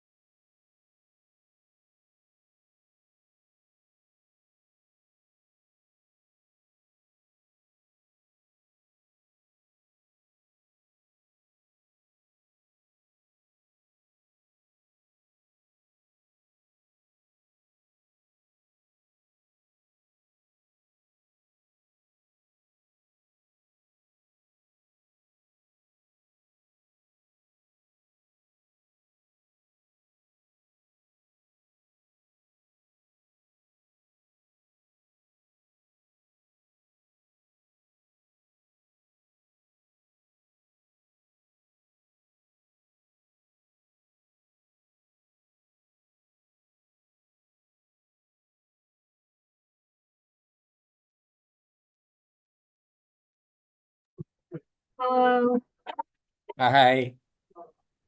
which bills do you need to vote on? You know what? Uh, I'm not sure. Let me pull up the agenda because I believe I voted on the 5052 and 297. I think I voted on items 1 and 2. Mhm. So I think it's anything after that. Actually, you might just want to double. Well, I know I voted on 5052. Mhm. I'm looking through it right now. I'm starting from the back.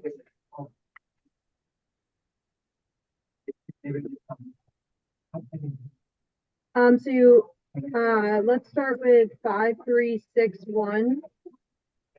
It's item number 12 of the agenda. Okay. How would you like to vote? 5361, citing renewable, Senator Maroney votes yes. All right.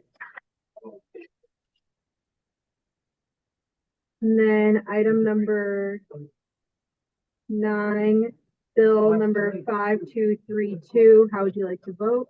Not concerning solar projects, Senator Maroney votes yes. Right. And we've got Senate Bill 385. There was you voted for the amendment, but not for the actual bill. So how would you like to vote for the bill? Senator Maroney votes yes on the bill. All right. Then almost done. Senate Bill 301. 301, energy efficiency, Senator's word grant. Senator Maroney votes yes. All right. And then Senate Bill 299. The data center, Senator Maroney votes yes. On an act concerning data centers, not on data center. And then we got one more, Bill 297. 297? Yes. Senator Maroney votes yes. All right. Thank you very much. You're all set. Okay, thank you. No problem.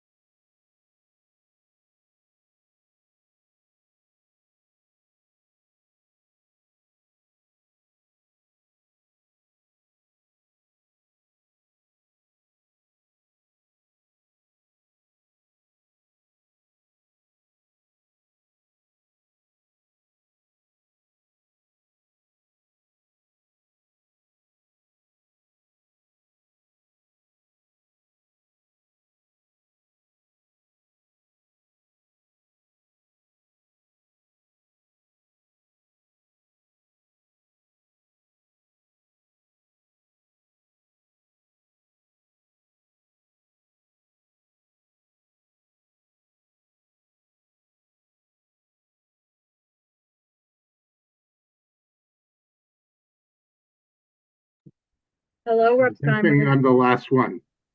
You actually are not. We still need Cabrera. Okay, then I'm not the last one. How did it go? Give me your summary.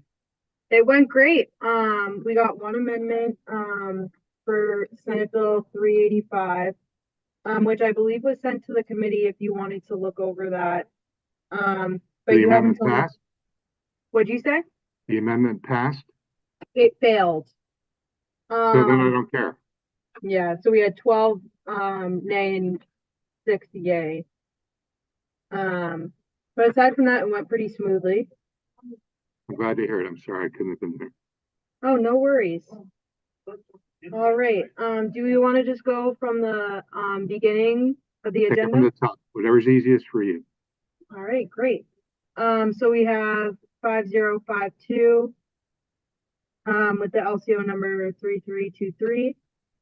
Steinberg votes yes. All right. Senate Bill 297. Steinberg votes yes. Got Senate Bill 299. Steinberg votes yes. Senate Bill 301. Steinberg votes yes. All right. Senate Bill 385.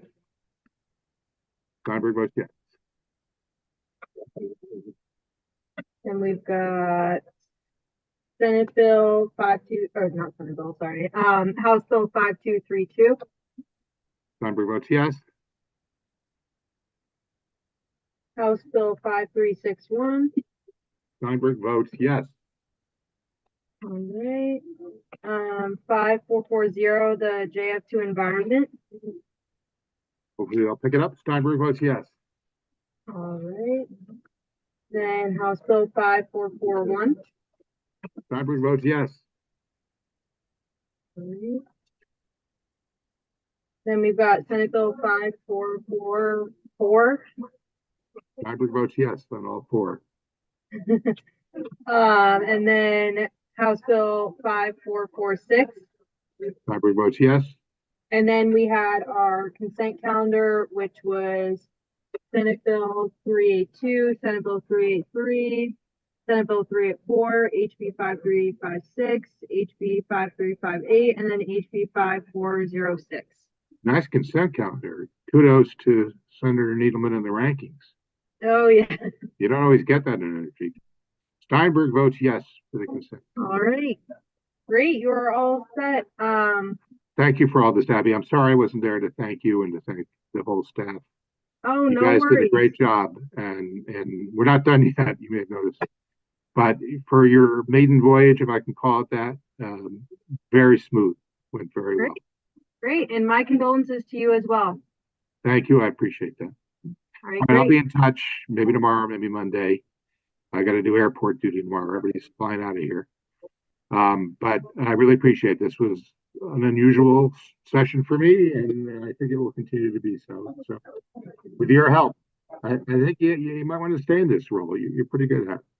Thank you. All right. Take care. Thanks again. You too. Bye.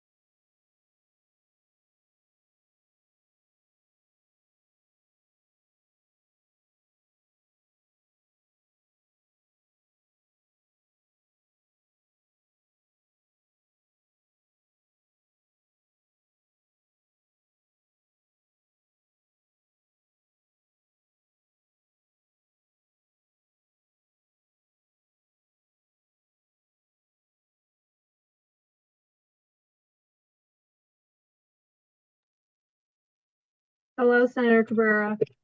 Hi, how are you? Good, how are you? I'm okay.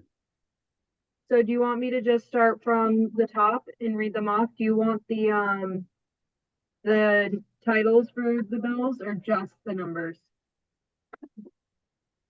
Just the numbers is fine. Okay. So first one is House Bill 5052. It was JFS to the floor with LCO number 3323. Senator Cabrera votes yes. All right. We've got item number 2, Senate Bill 297, JF. Senator Cabrera votes yes. All right. Senate Bill 299, JF to the floor. Senator Cabrera votes yes. Senate Bill 301, JFS to the floor, LCO number 3347. Senator Cabrera votes yes. Senate Bill 385, JFS to the floor with LCO number 3317. Senator Cabrera votes yes. House Bill 5232, JF to the floor. Senator Cabrera votes yes. House Bill 5361, JFS to the floor with LCO number 3379. Senator Cabrera votes yes. House Bill 5440, JF to the Environment Committee. Senator Cabrera votes yes. House Bill 5441, JF to the floor.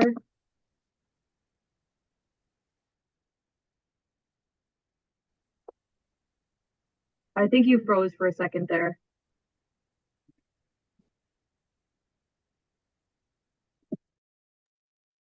Can you hear me? Senator, yep, Senator Cabrera votes yes. All right, great. All right, and then House Bill 5444. I said it right? 5544. Yeah, I'm sorry. JF to the floor. It's okay. Senator Cabrera votes yes. All right. House Bill 5446, JF to the floor. Senator Cabrera votes yes. All right, and then we have our consent calendar, which is Senate Bill 382, JF to the floor. Senate Bill 383, JF to the floor. Senate Bill 384, JFS to the floor with LCO number 3348. House Bill 5356, JF to the floor. House Bill 5358, JF to the floor. And House Bill 5406, JF to the floor. Yep, Senator Cabrera votes yes. All right, great. Thank you so much. You have a great day. Thank you, you too. Bye.